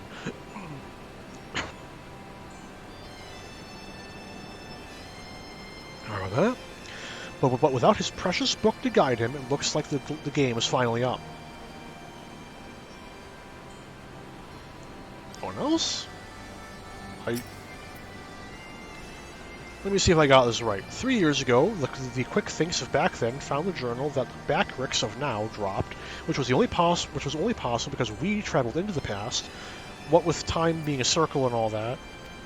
So he had to look inside, and not knowing the truth of the matter, got it into his head that he was some sort of prophet chosen to set history straight, and that Shanoa, who miraculously discovered the book to deliver the book to him, was a messenger from the future sent to show him the way. That's all well and good, but the question remains, why did that bloody cat start all this in the first place? What could she possibly stand to gain from setting in motion this ridiculous, convoluted series of events? Another answer found, another question raised, Arantel? Oh boy. Alright, Arantel, this is it. We still don't know exactly how we're going to disable the core. But we do know that our only chance to get back to the central control room, we also know there's only one way in, and that Quickthinks isn't going to let us through without a fight. Now, we can be pretty sure that he can't see the future, not anymore at least, and without Round Rocks to read the Codex for him, he won't be turning back time on us either. But he's still a power-mad maniac with some of the deadliest Machina in the realm at his disposal. After losing that book of his, I'd wager his trigger finger is feeling pretty bleeding itchy. Aye, we'd best be ready for a battle and a half. Muscle against metal, man against machine. Gods, I don't know whether to laugh or cry or soil myself. Mayhap all three. I'm not going to bring up the copy pasta. As tempting as it is. Here comes the chief now. It's time to move out.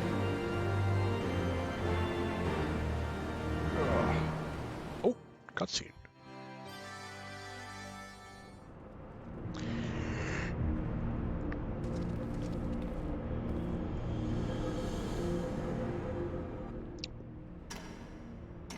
Tick-tock, tick-tock, time moves on.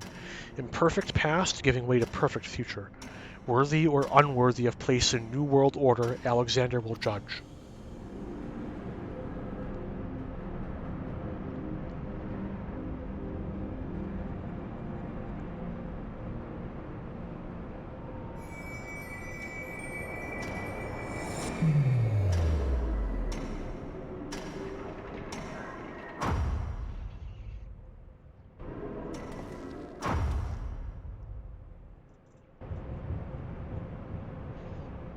Spooky.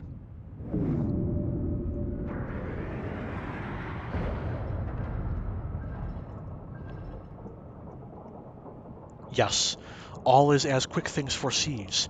Truth hammer of Alexander falls on Uplanders. Ignorant and unworthy are not welcome in Illuminati future. Here, Uplanders meet their end times.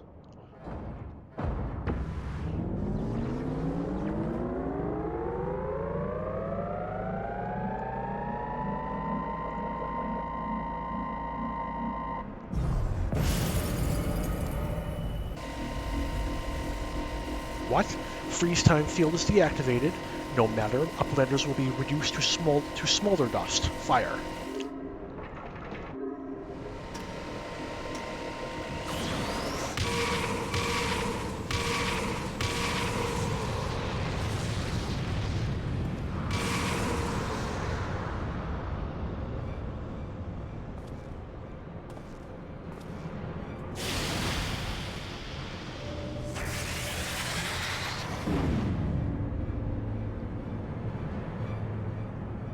Seven hells, now that was a bit too close for comfort. Is everyone alright?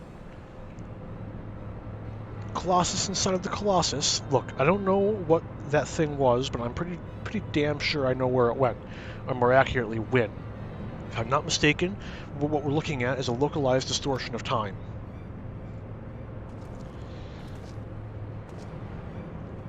The only question is when our metal friend will reappear. Better not to wait, lest to catch us unawares. Arantel, I need you to head into the distortion to dismantle that thing. We'll secure a path to central control, but while you do, good luck. Holy shit, this is like a canonical instance where we're soloing a raid boss. Come to think of it, I think we've been soloing, not all, but at least a fair few of these things. I'm quite certain we just witnessed another manipulation of time, but by whom? With Round Rocks gone and the Enigma Codex rendered useless, it can't very well be the Illuminati. Could Alexander have a will of its own? At any rate, we stand ilms from the core, in the very heart of a primal. Whatever the true nature of the entity that awaits you in there, you can't be sure it'll be like no foe you faced before. Godspeed, Arantel. Talk about a narrow escape. If I'd been standing so much as a yalm to the left, I'd be a pair of smoking boots by now. Anyway, we better get on with securing the area so that Y'shtola can bring up the rear with Round Rocks. We don't want to drag the poor child back here, and she can't be the only one who can access the controls. So that swirling void is some sort of ripple in time. I can't say I like the sound of that. You take care in there, Arantel. Let's go. Let's go. I'm gonna solo it.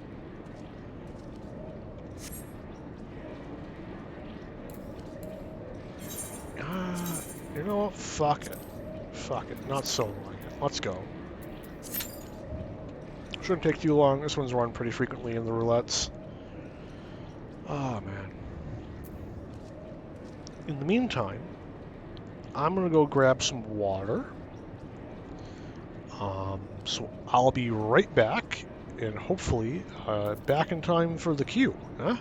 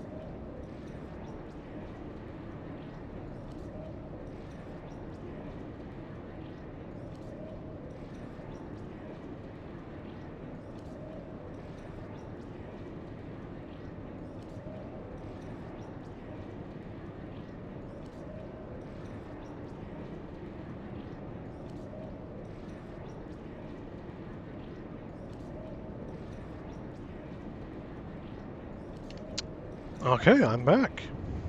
And still in queue, apparently. Nope, that's the wrong button. There we go. Got a tank, though. That's pretty good. Oh. Well, what am I going to do in the meantime, eh?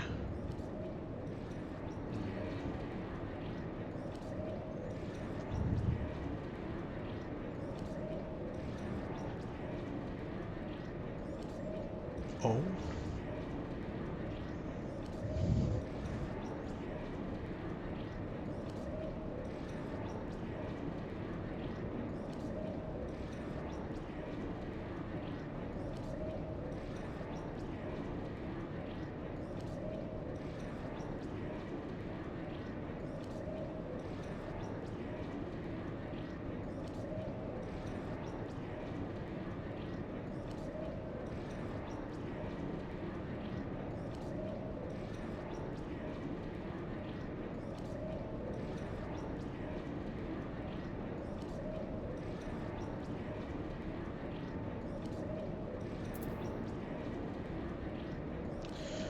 Okay. No, I think it's really cool how this does um, lead into that central narrative line um, that the majority of the MSQ connects to. This idea of moving beyond the past, right? Letting go of of, of the past so that you can move forward, not letting the past be the sole dominating factor of your current reality. and not obsessing over your desire to return to the past. Just in these very interesting and narrative ways, exploring how damaging it can be to allow the past to dominate who and what you are in the present. And we very clearly see this in MIDI, and MIDI's inability to properly grieve and move past the loss of her lover, and how over these past 3 years she has been so utterly dead set on getting back into this primal, and as soon as the potential to actually return to the past was presented, we are immediately shown that as fanciful as the idea is, there's no the only result of obsessing over these things that you can't truly change is pain. You need to let go. You need to move on. You need to attempt to use what you have now to build a better future.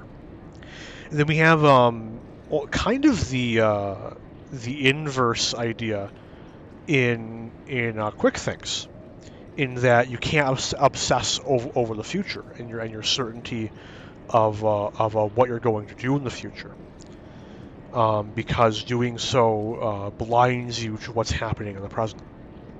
If you're so caught up on your ideal endpoint, and you so totally divorce yourself from the present, then you're just setting yourself up to be blindsided by something that you never could have seen. You never could have actually seen coming.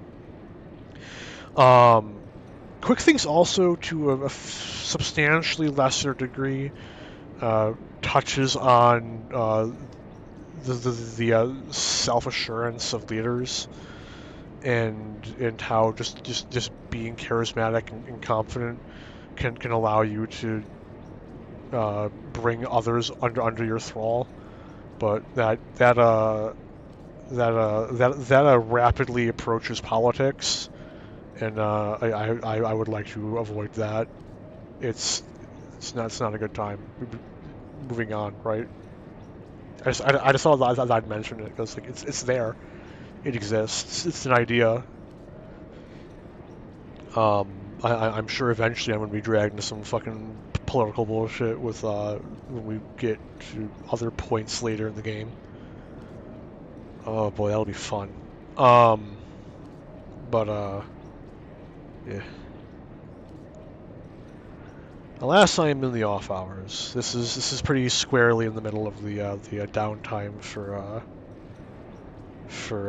Famfrit. I'm gonna let the queue go until like 15, unless I see like we have all tanks and all healers, and we're just missing a DPS or some shit like that, and then I'll wait it out. But I don't foresee that happening, and I'm probably gonna end up timing out. We're very, very close to the end. There's just this, and I think like 2 quests after this, and then we're done with the Alexander series.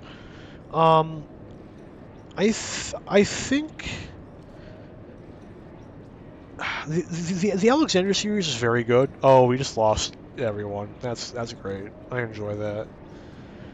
The Alexander series is really good. I don't think it's my favorite. I think that so far, every successive raids story I preferred more than the last, with exception to the Binding Coil of Bahamut. I genuinely think the Binding Coil of Bahamut is a better story than Alexander, but you don't see that in roulettes. Frankly speaking, the Coils of Bahamut need a total rework so that it's like on par with current normal raids, so that it can be part of the normal raid, the normal raid roulette. Its story content is entirely too important for for new players to not be able to do it because they're on free trial or something. They don't have the resources to get a party together to carry them through it. Because frankly speaking, ooh, my thing sold.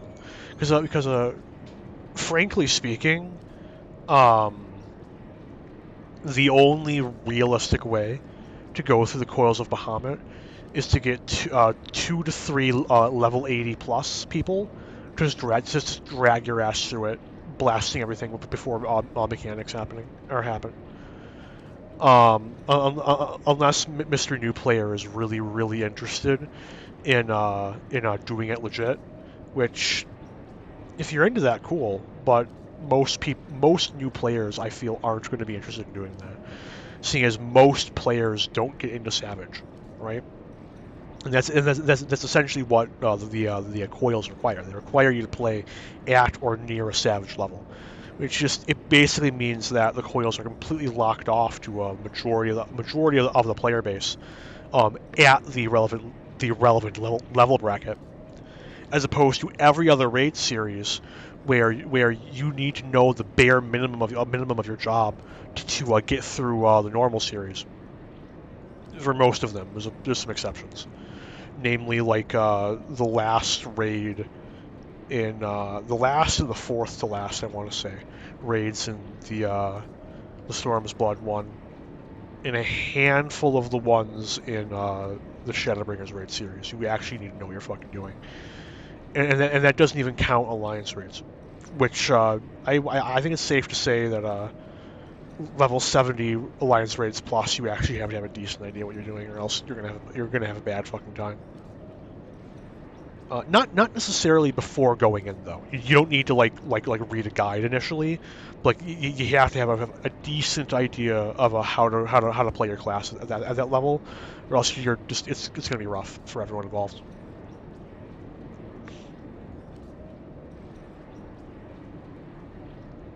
I almost wish I had like a mini game I could pull up.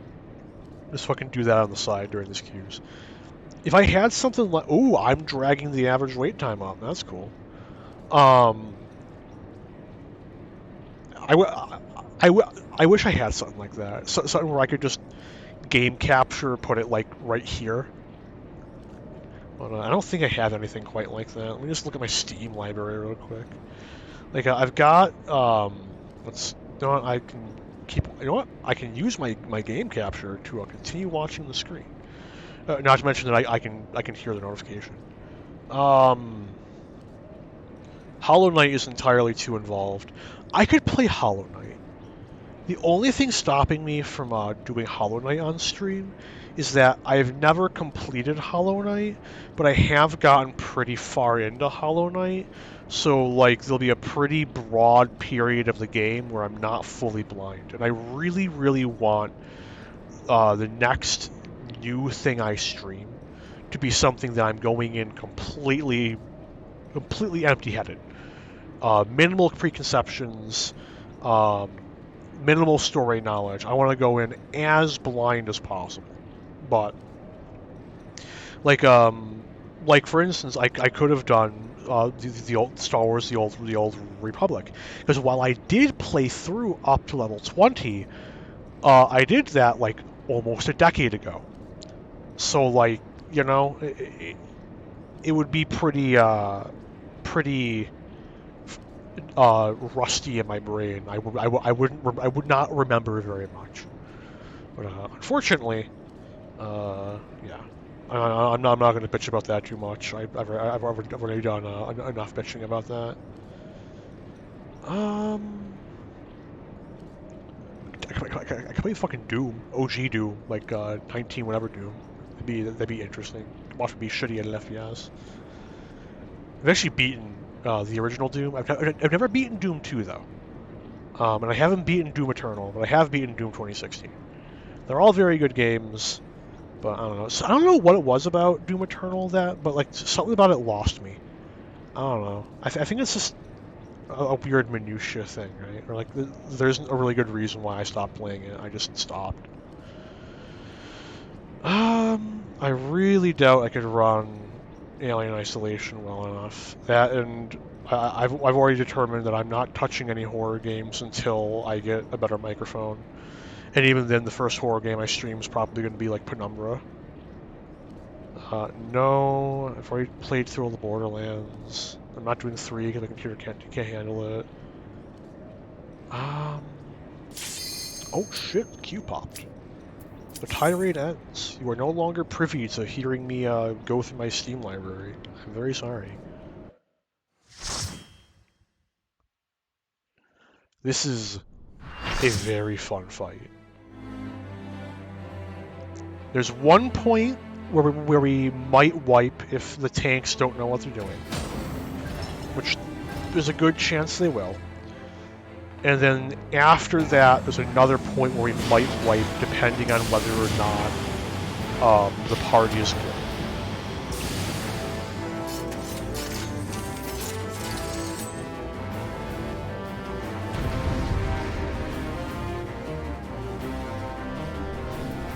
Let's see. 2 gunbreakers. It looks like people should probably know what they're doing. I think it'll be fine.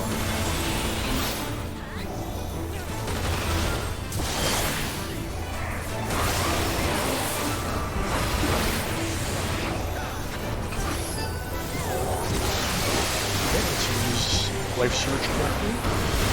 Very good.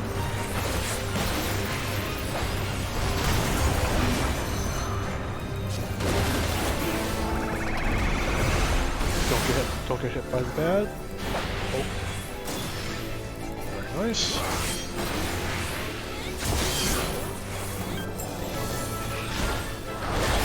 Only a minor drop, not bad. Everything's going pretty good so far.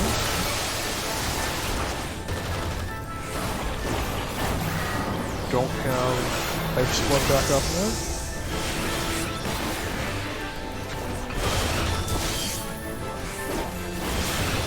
Still don't have life split back up here. Okay, so we're into the part. So after we deal with all the ads, we're going to have one to break 3. And one of the tanks needs to LB3 at a very specific time, or else we're fucking done. It is the kind of thing that you only ever wipe once on, so I'm not terribly worried.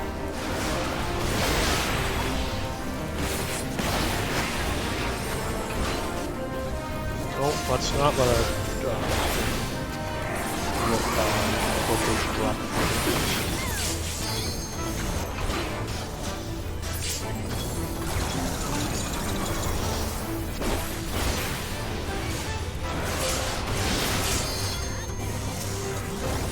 No, we don't have any gap closures. Swear to God, someone wastes the fucking load. Okay. Now we just gotta let someone do it.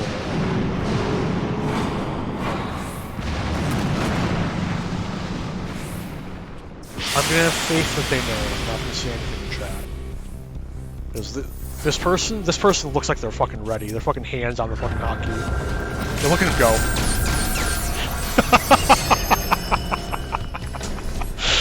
Good shit.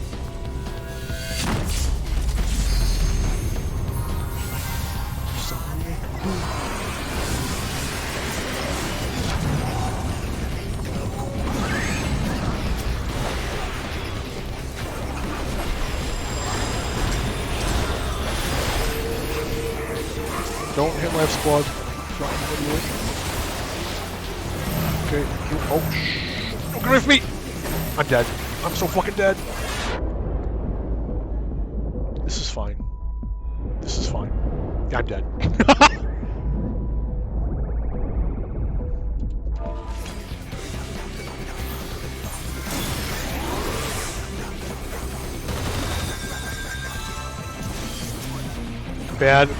Bad placement. The fault is on how big the boss is. No one can fucking see where I was.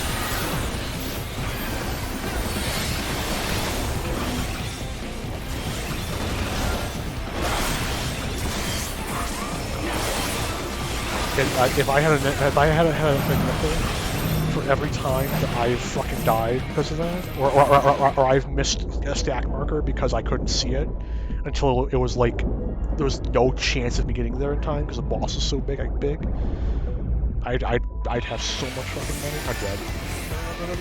No, made it. Pure skill.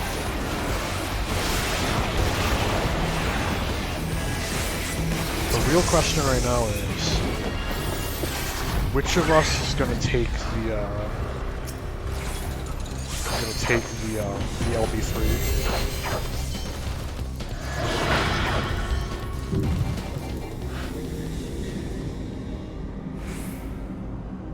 I'll take it if no one else does. I might take it if someone else even tries to.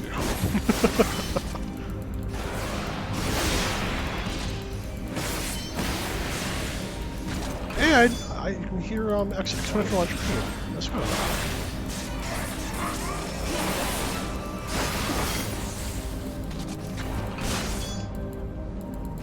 Oak.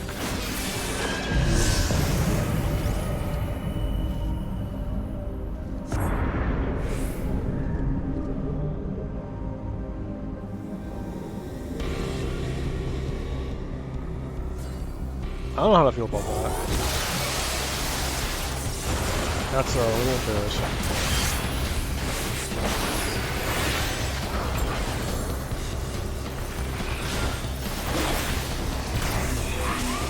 Don't hit Life Surge. Save it for full thrust. Hit Life Surge now. And boom. Good stuff.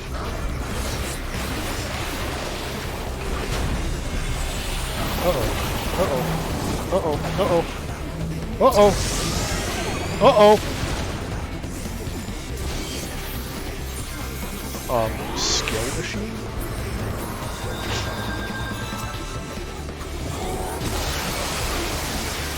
What's the skill issue V2? I didn't even wait for rules. That's what straight up would be awesome.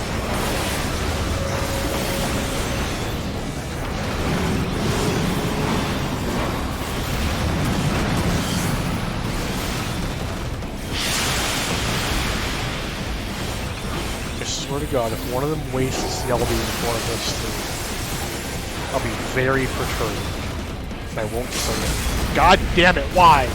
You're not gonna kill him with that. You're just wasting a cool animation. Why are you like this? Who hurt you?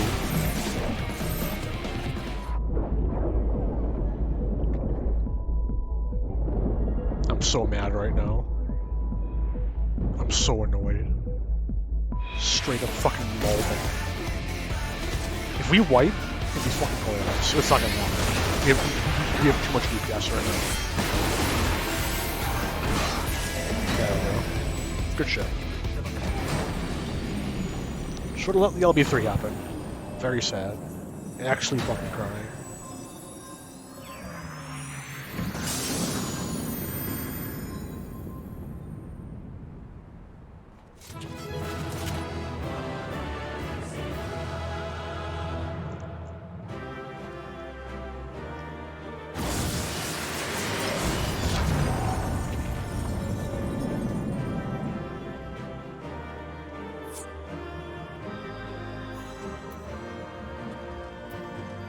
I'm not going to roll on any of this. Let the actual new people have it. I literally have so much of that shit, it does not matter.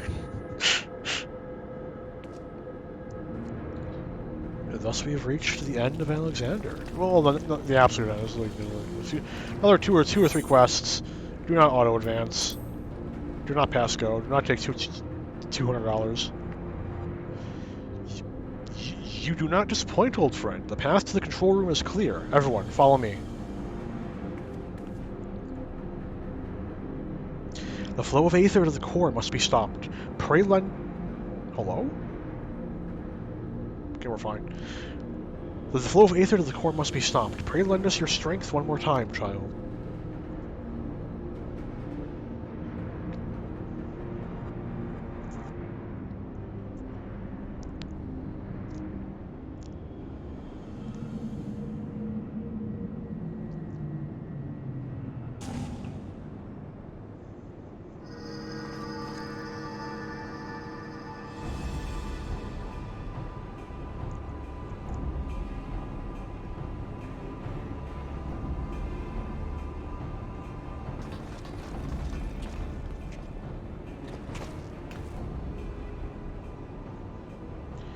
When QuickThinks winds back time, doings of Uplanders will be undone, history will be rewritten, and Illuminati will rule over New World Order. Ha! If you think you can take Round Rocks from us, you're welcome to try. Foolish Uplanders, knowings of the Enigma Codex are not known to just one.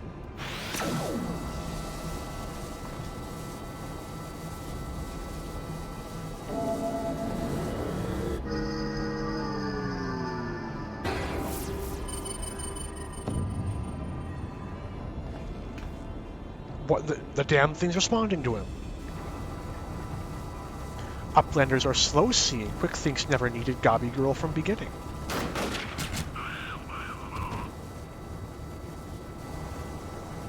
When the final core is activated and Alexander fully awakens, its power will be such that it could entirely consume any who sought to control it. You were too craven to risk your own life until you had no choice. Do it. Treasure Hunter? But Treasure Hunter is too slow coming. Future has chosen. You poor deluded fool. You never did work it out, did you? The future doesn't choose us. We choose the future. Fucking Christ, I forgot about that. Brutal.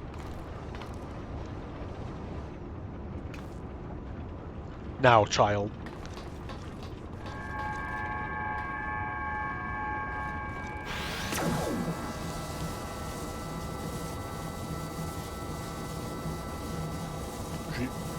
James Wilkes Booth assassinating Abraham Lincoln colorized. 19 or not 19. Jesus, 18. It was like 1880 something. It was like 1884. I feel. I just in my gut. I might be wrong. And I'm not looking it up. I don't feel like it. Can't make me. I'm lazy.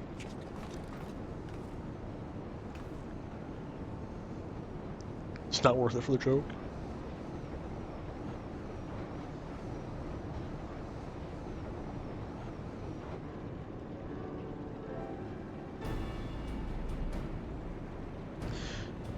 So the knowledge of the Enigma Codex allowed you to disable the core.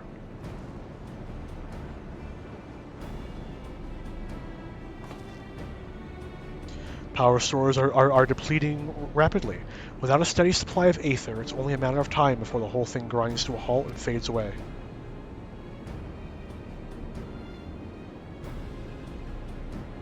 Round Rocks is glad to see Treasure Hunter safe, but how is Treasure Hunter sneaky hiding from Illuminati? I don't know. There was a great shaking, and I was thrown from my feet into some dark, cramped space. I must have lost consciousness because I don't remember anything until a few moments ago.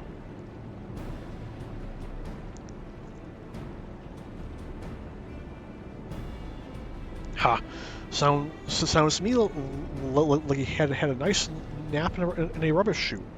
But what matters is that you're safe, and with that, I think we can declare this operation a success. GG, we win. No caveats. Unconditional success. Actually, want to look around this room. Well, you can go back here. That's kind of neat.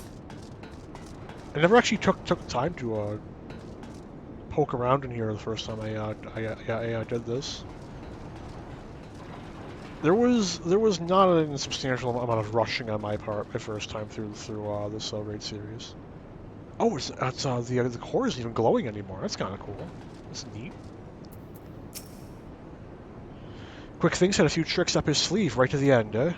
With Round Rocks, we saw the Codex grant its knowledge to a child with a pure, innocent belief in its ideals. Seeing QuickThinks do the same, it would seem that crazed obsession is a suitable substitute. Not that it availed him much in the end. I feel the presence of the horn beneath us.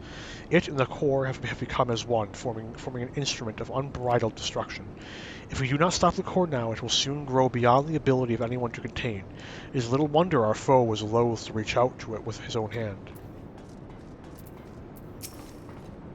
Round Rocks is so happy that Mitty is safe. Round Rocks has so many treasures to show Mitty back at shortstop. I truly remember nothing. It was as if I was floating in a vast, dark emptiness. And yet I was not afraid, for it was as if a great presence surrounding me in every direction was watching over me. It was its eyes gentle.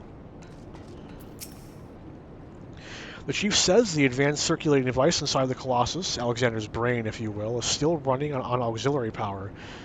See that device glowing red over there? There are ones just like it installed all over the place. In that sense, I suppose, it's like the entire Colossus is one giant brain. If Alexander put his full mind to something, why, I bet it could conceive of things beyond our mortal comprehension. What is he talking about?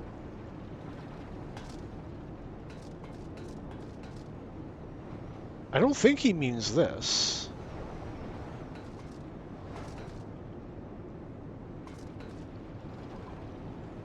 Or maybe he means this? I don't think there's anything up. Oh, shit, the cat. You. I'm not entirely certain what he's talking about. The way he mentioned it, it sounded singular, so I don't think it's these. I don't know why it would be the chair. I mean, maybe it is, but why would there be that chair thing everywhere? I guess the only other glowing red thing that fits is these. But it sounded singular. There's too many of them.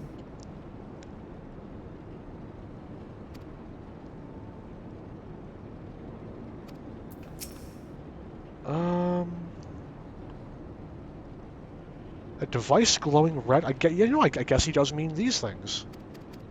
Weird. Did I hear what I read, Biggs? Poor Midia. The last truly believed that her beloved was alive, somewhere inside the steel beast. Can't imagine how she's feeling now. I think I already read these guys too. Yeah. Sick.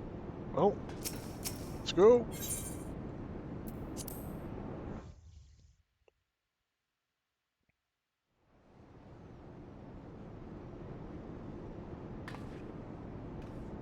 It would seem my work here is done. Let us take our leave.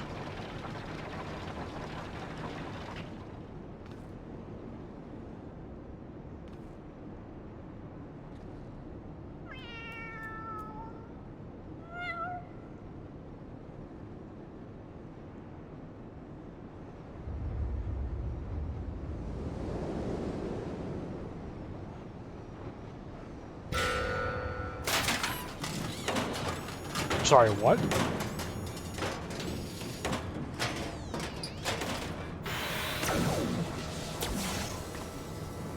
Damn it all, didn't we kill that bastard? Negative. Quick Think's better built own body, made stronger than ordinary Gabi. Quick Thinks is not unmade by simple flesh wound. Better built, 7 hells, that's not a mask, it's his face. He's more Machina than Goblin. Oh.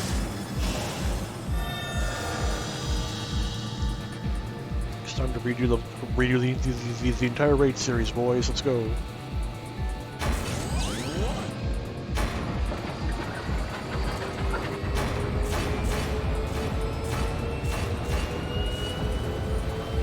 O Alexander, Lord of Steel and Whirly Cogs, outspread wings of time, let ignorant and unworthy feel divine judgment.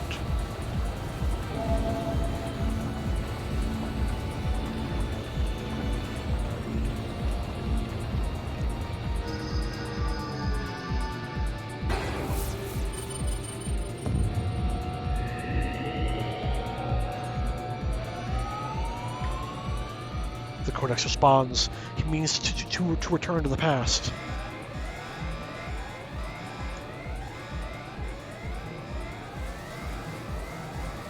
Access denied? What means this? What, huh? This red glow. Alexander is refusing to obey his commands.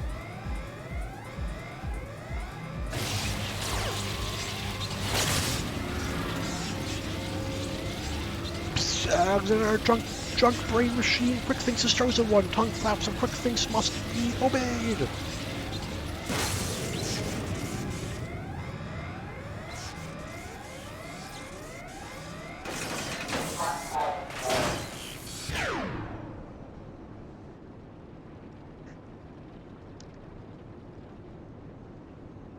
would seem Alexander has achieved what a simple flesh wound could not. Quick Think's permanent deactivation. Quite how and why is less clear. If I didn't know better, I would say the machine had a mind of its own.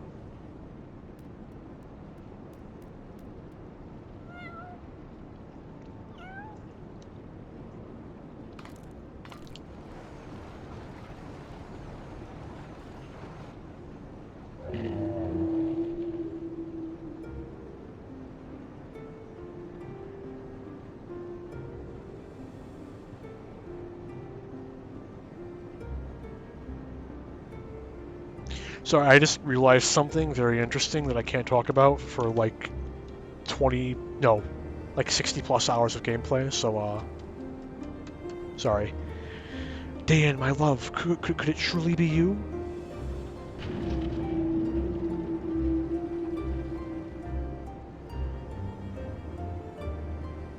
You were in there all this time, weren't you? Watching over me, keeping me safe.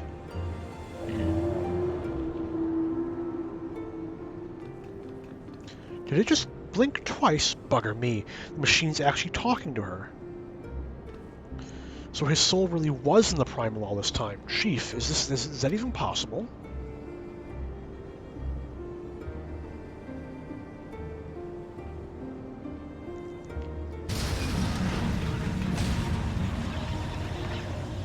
The core. Without the codex to bridle its power, it rages out of control.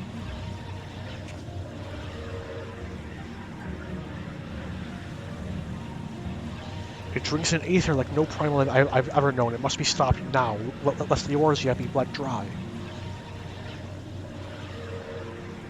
Finally, I see. This is why you summoned me to this place, isn't it, my love?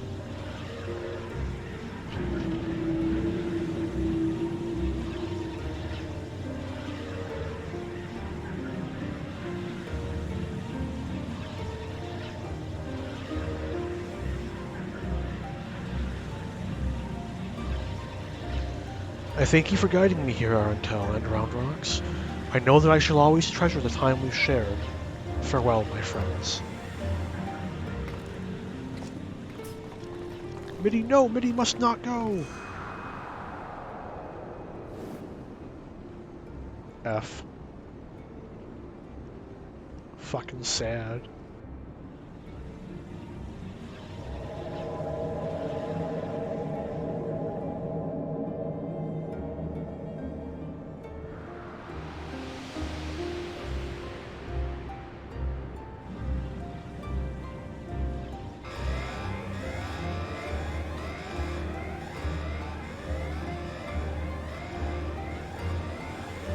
My friends, leave this place. Leave now.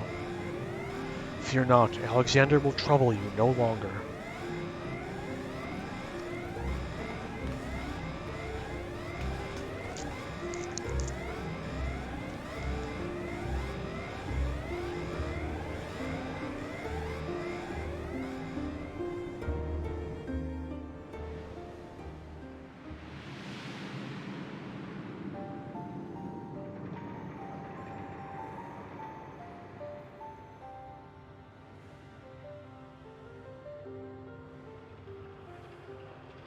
My love, what is this place?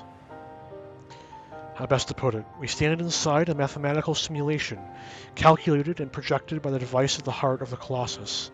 One might equally say it is a dream. It is the dream that Alexander dreams. And what of our companions? Are they? Their fate was not mine to change, Mitty. All that came to pass did so for a reason. History is as it was, as it should be, free of the paradoxes that spelled its undoing.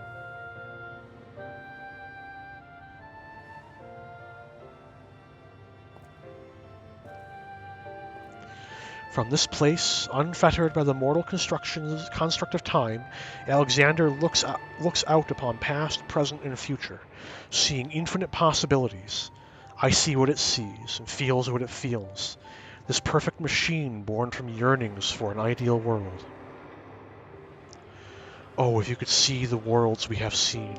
A world in which the Illuminati rule history with an iron fist, every nation brought under their yoke. A world in which Alexander spread wide the wings of time and swept the lesser moon from the heavens, averting the calamity.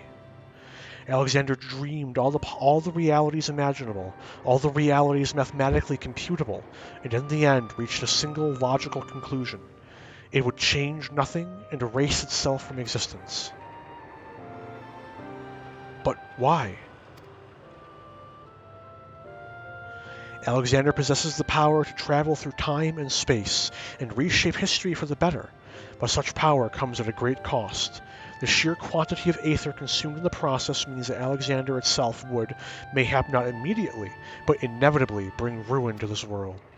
This perfect machine, the supreme manifestation of logic and science, deemed its own existence a threat. And so it chose to do nothing, to leave history untouched and the future in the hands of man, with all his imperfections. Such was Alexander's divine judgment. A time will come when the fate of this world is placed in the hands of one warrior. For reasons hidden to me, the future from that day forth remains shrouded in mystery, beyond even the Colossus's ability to calculate. And yet, Alexander chose to believe in that man and the light within him.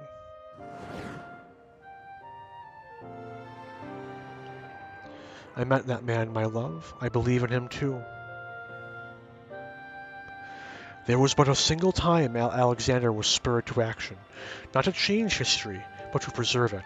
The summoning of the Colossus and the events that followed had potentially disastrous consequences for our reality. Its fabric strained to accommodate an infinite number of potential futures, separated by nary a thread. Were the wings of time to fall into the hands of the Illuminati, the repercussions would be dire indeed. History would be rewritten over and over again, each time bleeding the land of Aether, and in the end the Colossus would usher in another calamity.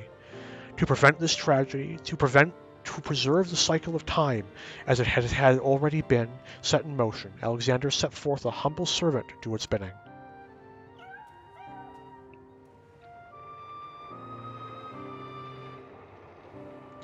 A clockwork coral, an eternal child to gently nudge history back onto its proper path.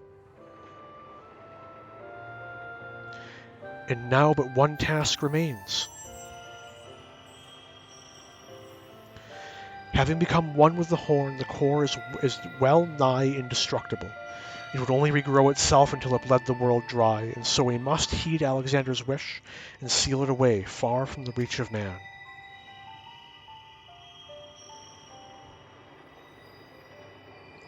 A closed pocket of space-time, a fraction of an instant that will repeat in perpetuity for all eternity. That is where the core must go, and us with it. Don't you see, my love? We are already there, and coming here to you, I have closed the circle of time. I am all but certain of it. When I accepted the horn all those years ago, the man who gave it to me said that it had the power to grant any wish, and so as I took it in hand, I prayed and prayed with every ounce of my will for the one true desire in my heart: to be with you forever. That's some fucking yandere shit, man. Holy fuck.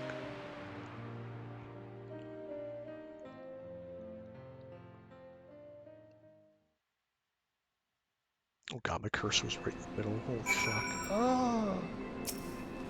No, wait, fuck! I did it again. Sorry, Wedge. I'll never know what you said. Roundrox is back in Idleshire with the chief. Everyone's safe and sound, except for Mitty, that is. The poor lass always had a flair for the dramatic, but to think she'd throw herself into the core.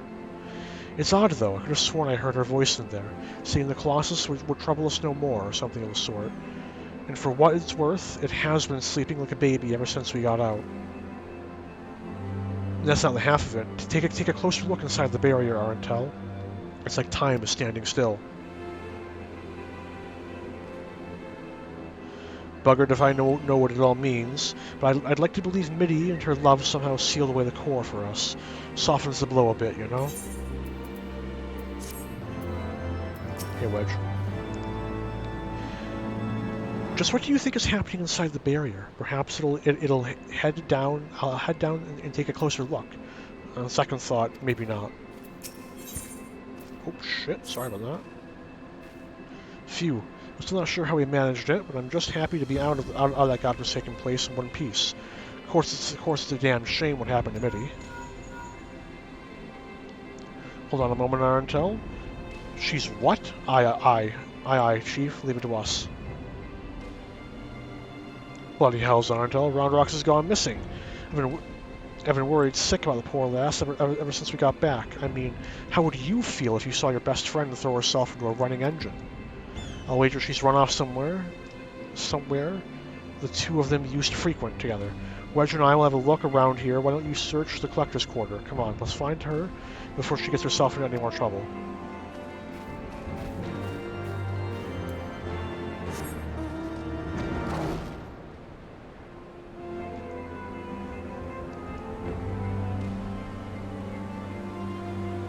Roundrox located. Thanks for flying. Oh, it is Uplander. Why does Uplander come to this place? Roundrox is sorry for worrying Uplanders. Roundrox just wants to go to a quiet place and do some backthinking. I still don't know where backthinking comes from. What is that like a compound of? Running out of giant of whirlycogs, Roundrox feels something rattling in pocket. So Roundrox reaches in and cannot believe what she finds. The rattling thing is glowstone, Roundrox's favorite treasure. But it is dark. Even with many tryings, glowstone does not glow for Roundrox. Not anymore. There you are, child. You must be... We were worried sick about you. What's that, Arantel? Is Artemis? No, she's just had all of her hopes and dreams shattered. It's fine. The Codex no longer responds to her touch. Intriguing, if not entirely surprising. Were I to guess, I would hazard that it's because this experience has served to open her eyes. The Enigma Codex was born from one man's all-consuming pursuit of perfection, his knowledge sealed off from any man who harbored even a sliver of doubt as to the merits of the ideals it espoused. Quick thinks, Mitty in her youth, Roundrox, though their reasons might differ, arrogance, youth, idealism, childish ignorance, none thought to question the words within, and so the Codex opened itself to them. But now Roundrox has seen with her own eyes that blind devotion, what blind devotion to ideals can bring.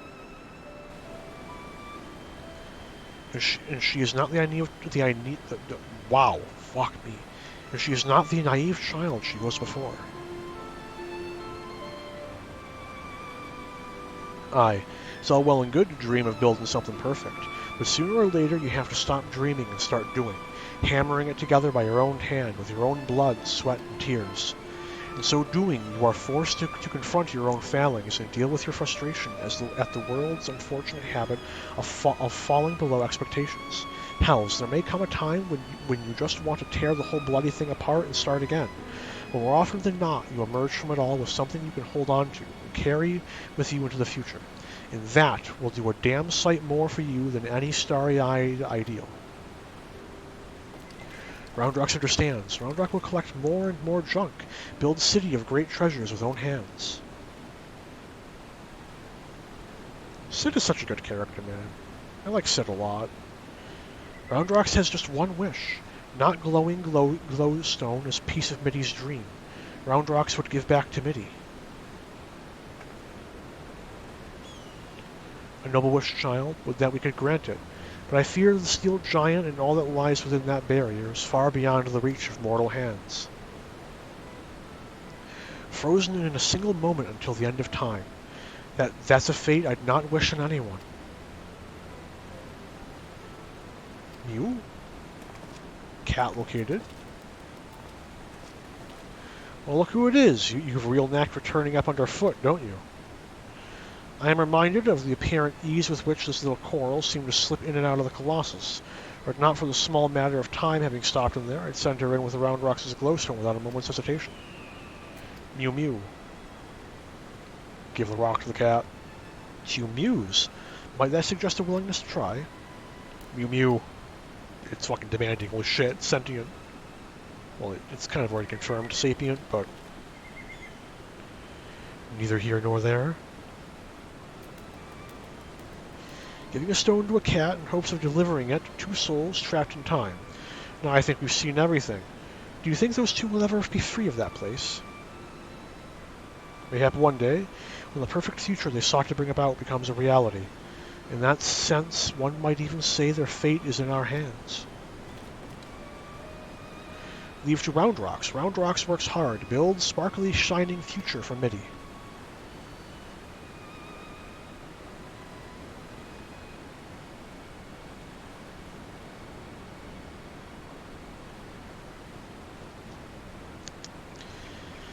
As shall we, child, and for that, Arntel, we must take our leave. For all you have done to stave off yet another primal threat, you have our gratitude. I contacted Biggs and Wedge to let them know that they can call off the search. Needless to say, they were relieved to hear that Round Rocks is safe.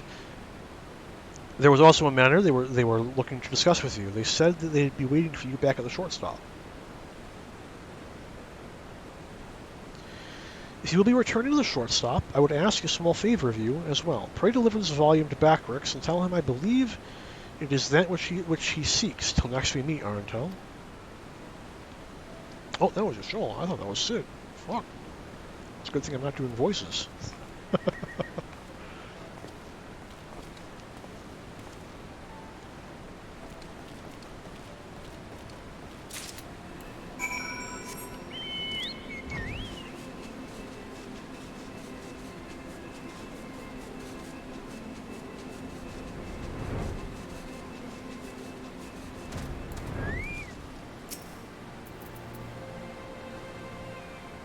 Thank goodness Round Rocks is safe. With all the Illuminati stragglers running around, I feared the worst.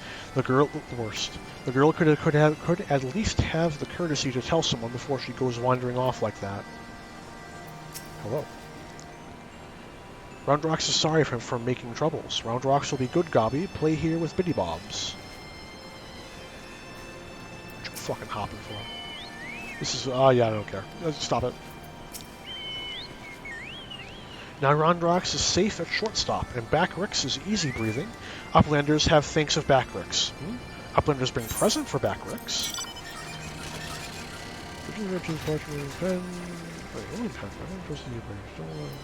I'm curious what that is. This is Charlian Legend Book from Y'shtola. Backrix has waited for Legend Book for a long time. Backrix has been reading about many, many things about Enigma Codex and blue-haired Uplander that writes it. Maybe these knowings will save Gobbyflock from Giant of Whirlycogs. Think Backrix. Or think... what? Now Giant of Whirlycogs sleeps and Gobbyflock is safe, but still, Backrix would fill brain case with knowings, fill pages of watchbook with data. Let Backrix see.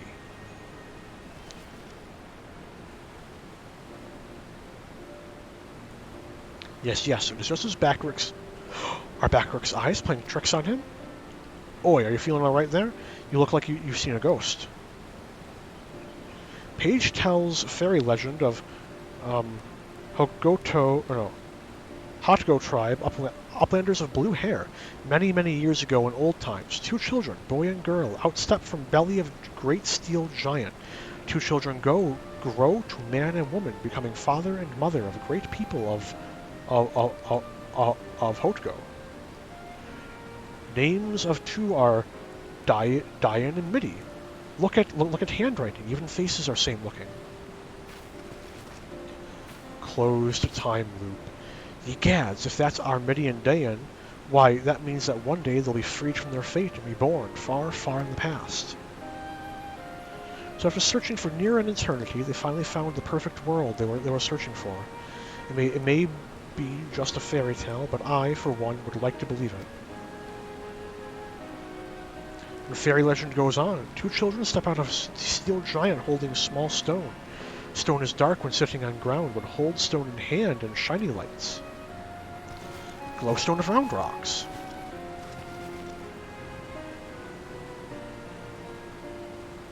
Let me see if I have this straight. The codex fragment you gave to that coral a few moments ago now features in a legend from ages past.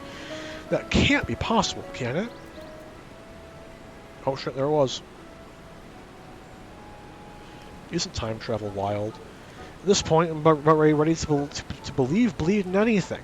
That reminds me, there was something I wanted to ask you, Arntel. Remember when we went into the core and I almost got our asses fried by that Colossus inside a Colossus? Well, I felt the strangest sensation then, a feeling that chilled me to the bone, as if something terrible had happened that I couldn't for the life of me remember. I felt it too, so tell us, did you see anything when you were going in and out of time? Do you have any idea what happened to us while Quick Things was spinning the hands on the clock? Nope. Feign ignorance. You don't know? Well, excuse me if that doesn't exactly put my heart at ease. Would it have killed you to say, but of course, I saw plenty of alternate realities, Wedge, and I can say without a sliver of a doubt that in none of them were you and Biggs blasted to smithereens. Wedge, I know we were both thinking the worst, but you don't have to go and bleed and say it. Look, as far as I'm concerned, what Arntel doesn't know can't hurt us, so why don't we just go... Why don't we just forget whatever we asked? I guess you meant to answer honestly there, in case you hadn't done the mechanic. Anyway, it seemed that this long and thoroughly mind-boggling battle of ours has finally come to an end. Of course, there's still plenty of work to be done, but now that Quick Thinks is out of the picture, I've got high hopes that Roundrox and her friends will one day build their shining kingdom of rubbish and refuse. Speaking of work, we better get back to it before the chief catches us. Chattering, always a pleasure. Until next time. And thus ends the Alexander Raid series.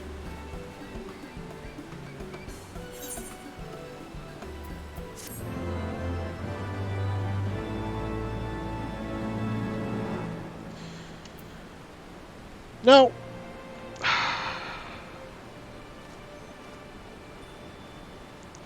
I am debating whether or not I should start the Amaki Raid series, or do it at all for that matter. You see, my biggest concern with doing the Alliance raids is that I can't solo them. It won't let me. Which means that I'll be sitting in queue for God knows how long. And the issue with Alliance raid queues is Alliance raid queues can get bad.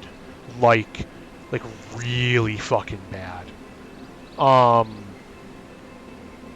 I could get away with skipping the Alliance raids for Storm's Blood and Shadowbringers, because neither of their stuff has really relevant lore for the actual broader world. Storm's Blood has a little bit of connection.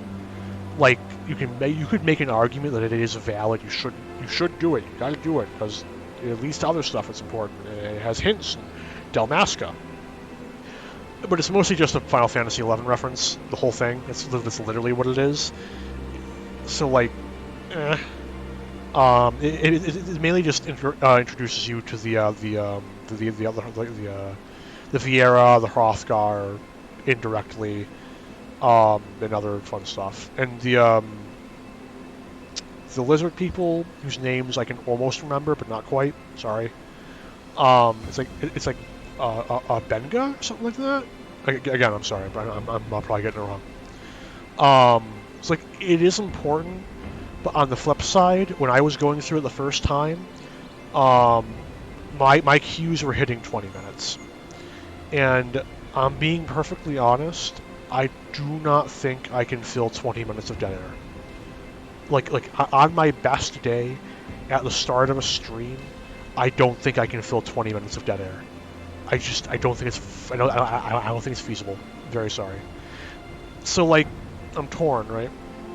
Like, I want to do the Alliance raids, because I think that going through them again will be very interesting, and I might realize some things I missed the first time.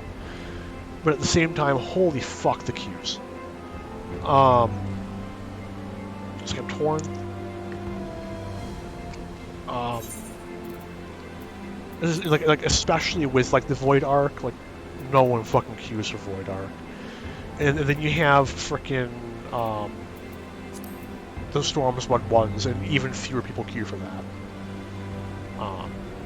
So I'm not sure. Um, but